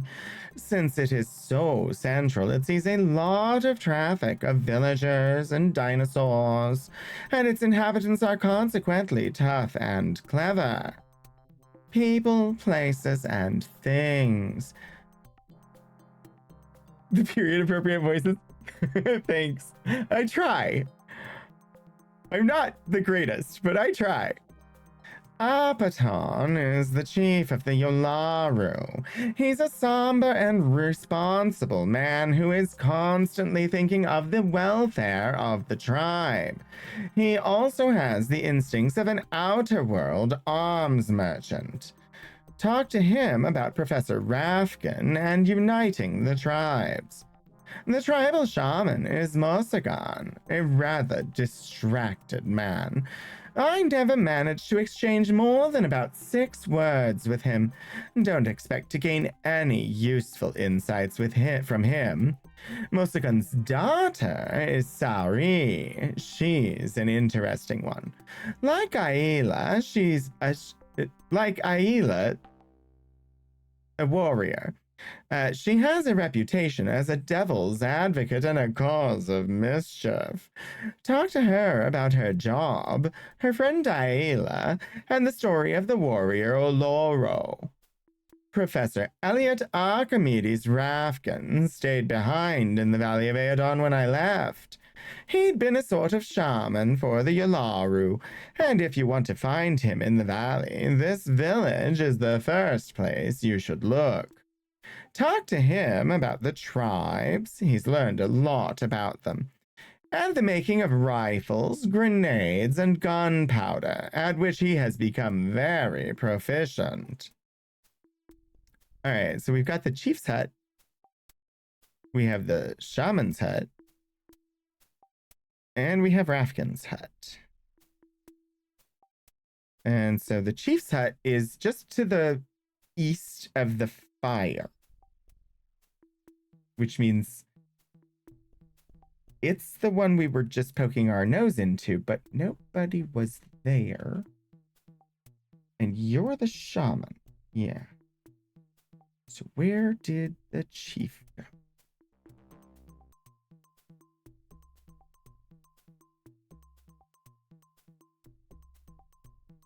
Oh, just standing at the back here, but I didn't see you. You see a lean, sharp-eyed, dignified black warrior. Sorry, that's what I need. I also apparently just did a very bad job of... I picked a different program to take notes in, and I am not happy with it at the moment, because I don't even know how legible those notes are for you all at the moment. Are they legible at all? Can you see them at all? I can try and make it bigger. I don't. Do you care? Those kinds of things. Let's 125. That's better. Barely readable, yeah. But also, like, this program likes to resize the window if I close it and reopen it, which means that I have to resize it every single time. Oh dear. Okay, so hello, chieftain. I do not know your name. He says nothing, but looks at you expectantly, waiting for you to begin speaking. Apaton. He indicates himself. You could read them if you didn't keep the captions there. Yeah, there is that. I do have, it should also be doing captions directly through, so there's the overlay captions, but then on game stream days, they should also go through the built-in caption display that through Twitch. I would just switch to that entirely, except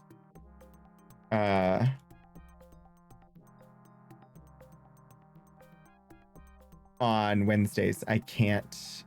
I don't have the ability to route them through there because I don't get to use OBS on Wednesdays.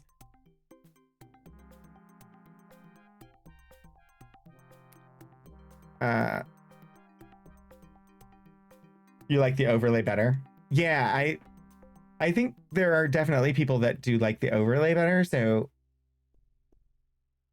I think I tried doing something different and ended up going back to the overlay anyway. Chief of Yolaru tribe. Yay. I'm going to say it anyway. Yolaru. Yes. Yolaru tribe. We say little, do much. We fight the Myrmidex and the Kuraks.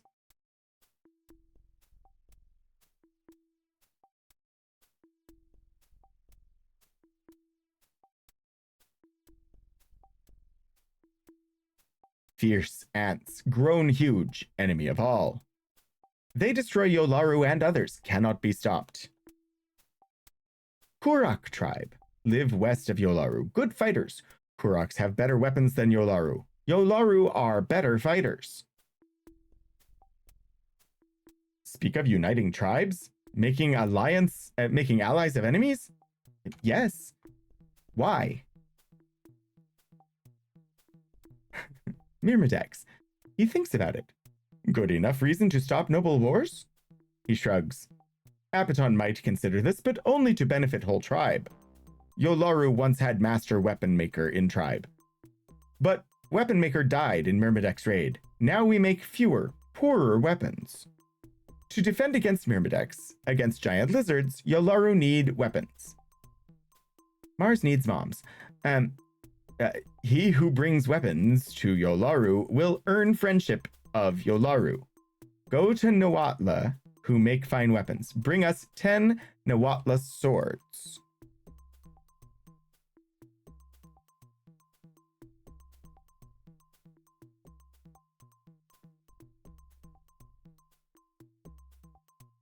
Bring 10 Nawatla swords. Come to Apaton with these weapons and speak again of uniting tribes. Then Yolaru will help against Myrmideks, not before.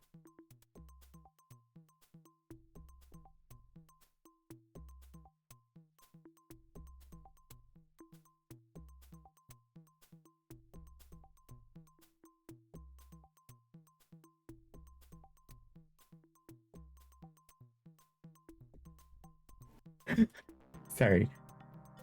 Have you just become an arms dealer? I think so. I don't know.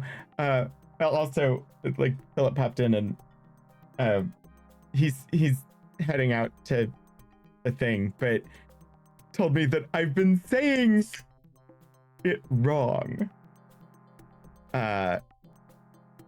Apparently, like, Tichtakat. I can't do it. Apparently, it's. I'm gonna tell people. He's gonna poke his head in. I can't see myself. So the TL in Nawatla in Aztec or Nawatla. Closer to the mic. Oh, Here. Oh, there I see me now. Yeah.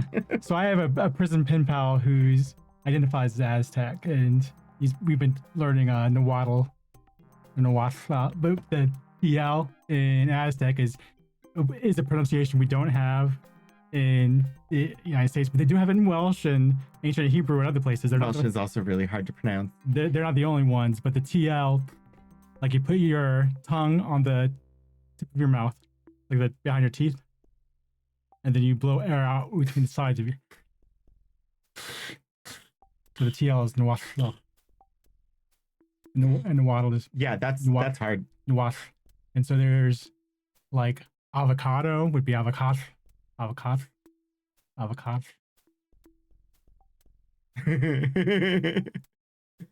Go away for 1 minute and there's another Rogan. Yeah, we're talking about how to pronounce Nawatla. Anyway, fun fact for the day. But I knew I couldn't say that in chat because there's no way I can pronounce in chat. So, but that's how you pronounce. Have fun. Bye, everybody.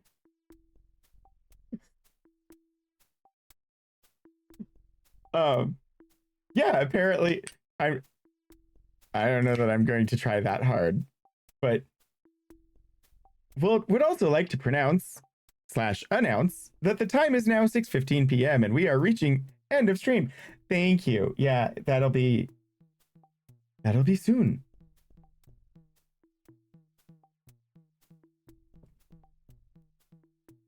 In 15 minutes. We will find somewhere to go. I think, I don't know, but I hope. We haven't popped in on Bree in a while, and if Bree's on, we'll probably go there. Good to know we have a spare in case something happens. Funnily though, like, I would have had Philip on before if he had any interest in playing video games at all. Because I would have like brought him in to like play a multiplayer game with me or something like that. But so he is not interested in video games. He has considered streaming on his own and doing like tarot readings. I forget what we were asking the chieftain about. Oh yeah, I was I was gonna... Wow, so much distract. Bring the 10 swords. And ask Chief Apaton about Unite.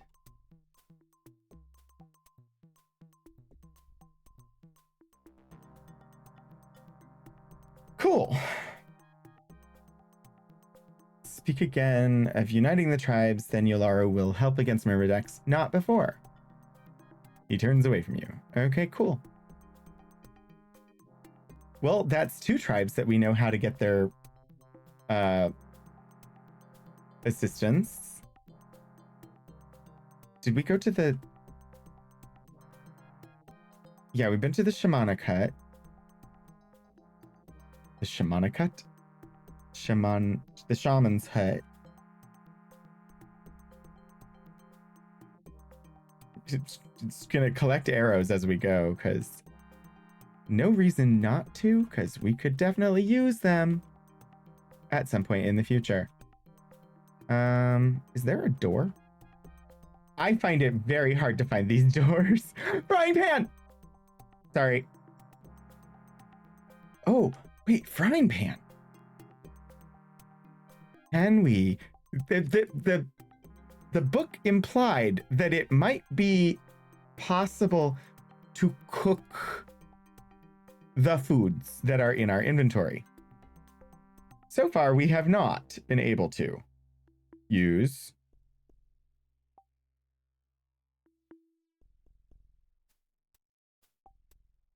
it won't let me use darn.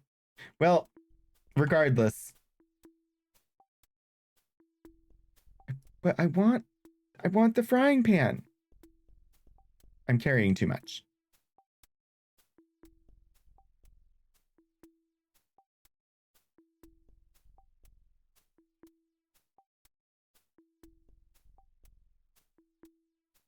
What is that?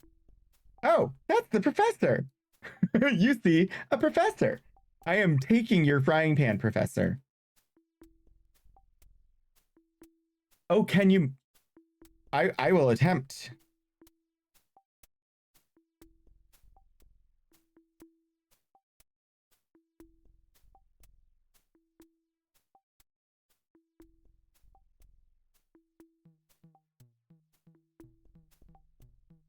Oh, now I can't even...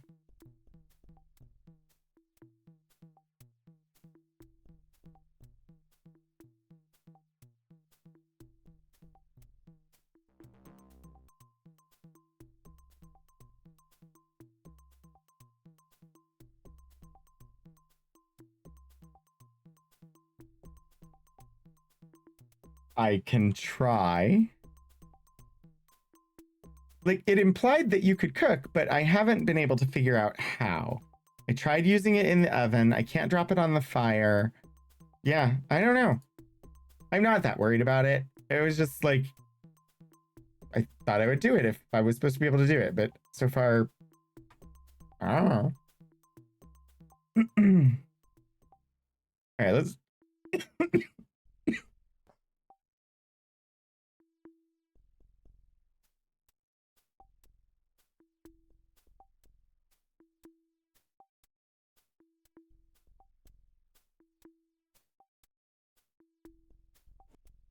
I do not know what just happened and why I just started coughing really bad, but wow. Hey there, Rafkin.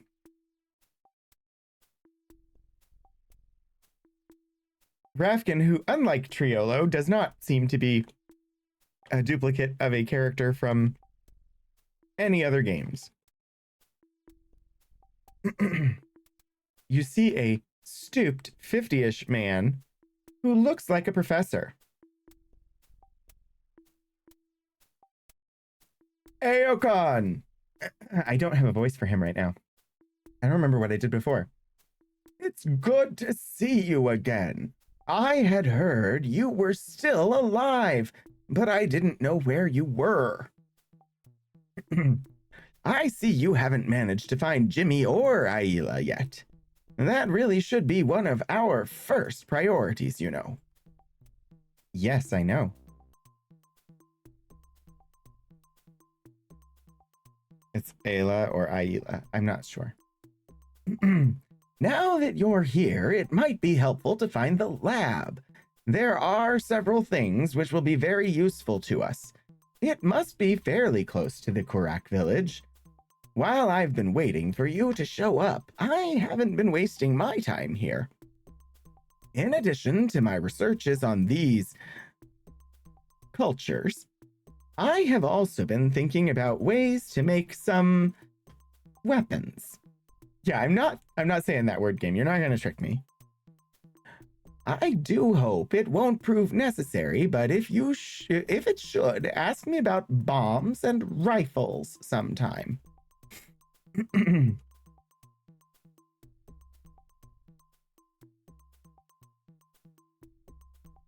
Oh, I should just do them in order. I have heard that I asked about Jimmy. I have heard that he may be somewhere to the west of the Nawathla. Nope, can't do it. Nahuatl village. With the tribe called the Disqueequee. Yeah, thank you, Hannah. Okay, so the Disqueequee are...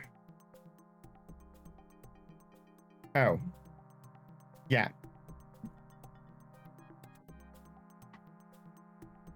We already got the info on how to get there, so...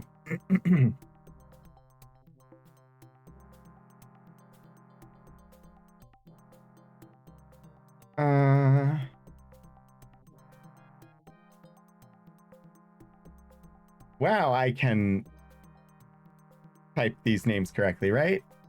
I understand she was captured by the Urali tribe. She seemed like a tough individual, but I hope she is all right. I hope we go and search for her soon.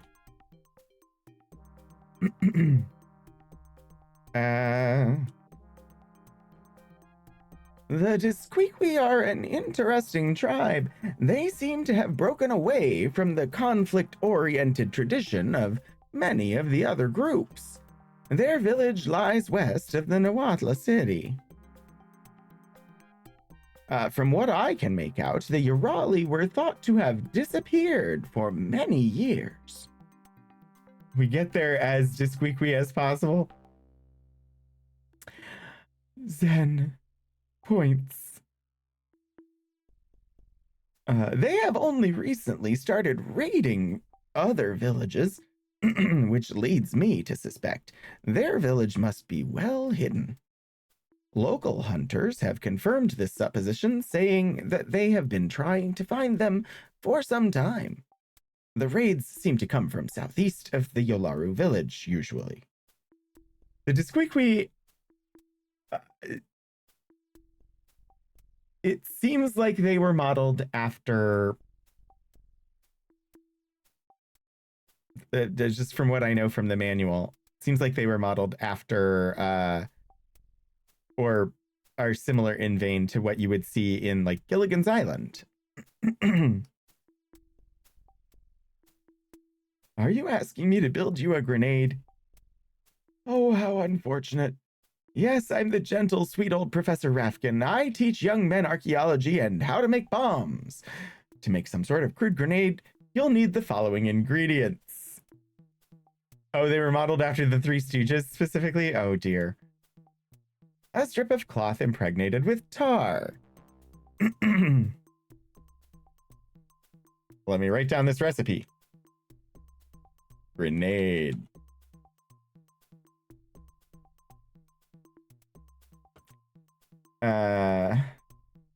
Cloth with tar.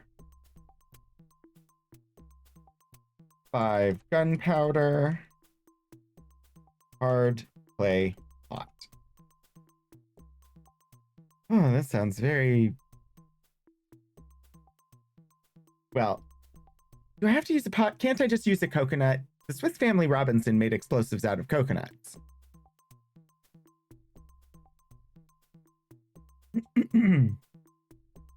When you have these together, simply use the strip of tarred cloth on the pot to seal the pot and act as a fuse. what you end up with is a crude but serviceable bomb.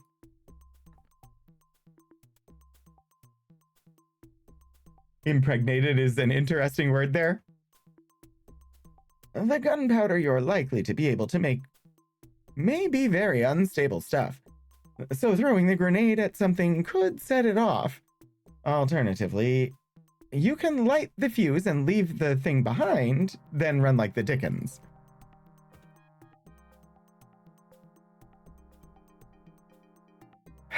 Professor Rafkin, terrorist teacher, that's me. Well, good on you, I guess. Are you saying you want me to manufacture you a rifle just like that? Yes? Oh, very well. Let's see if you've brought me the proper parts. To make a rifle, I'll need a length of iron-hard bamboo, and I need to be in my lab. We have to go there first. All right.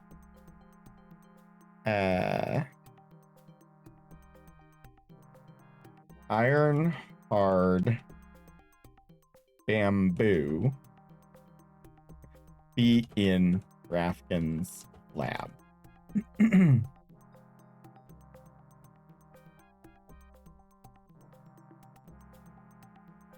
Okay. We have more words to ask Rafkin. So I'm going to just turn them another color, so so I know there's something to remember about them. Because I'm gonna end the convo here and then save. That's right, plumb my brains and then abandon me for more interesting pursuits. Humph. Save game. Yes.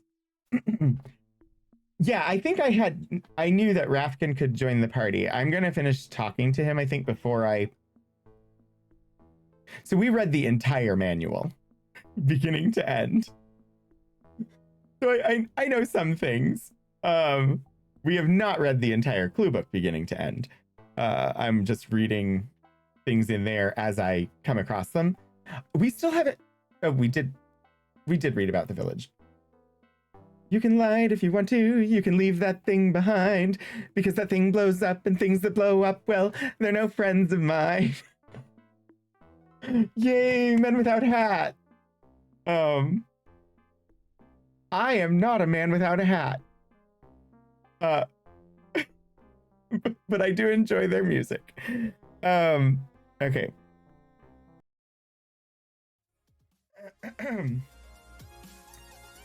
We are going to need to leave it there for this week. Wow, I should not have hit that button, but thankfully it did nothing. So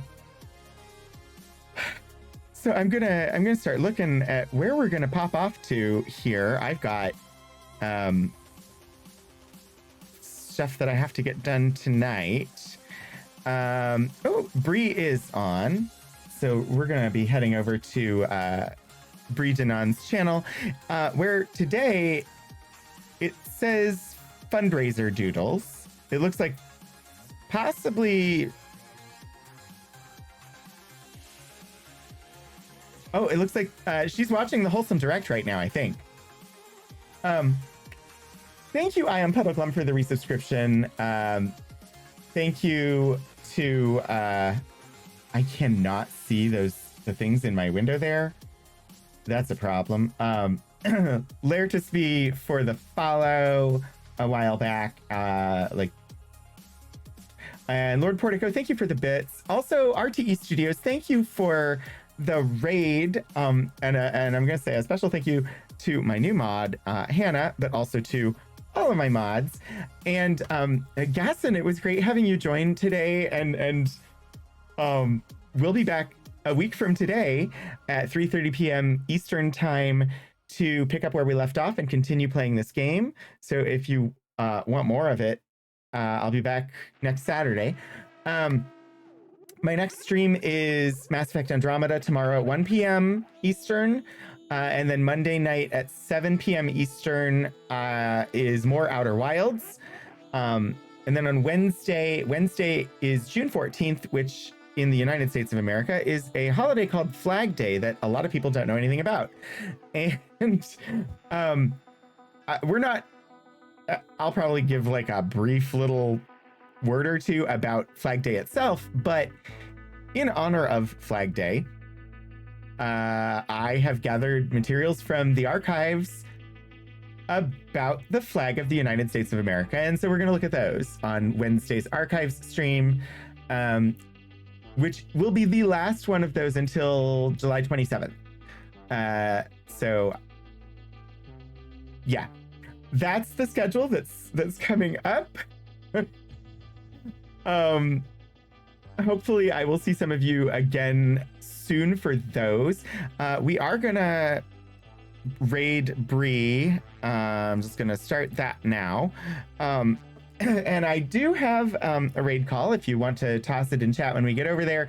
There is a subscriber version and a non-subscriber version. It is hashtag Rogue Raid with either the Chaos emote or the Twitch Raid emote, just to, you know, have a little celebration when we get there and say hi.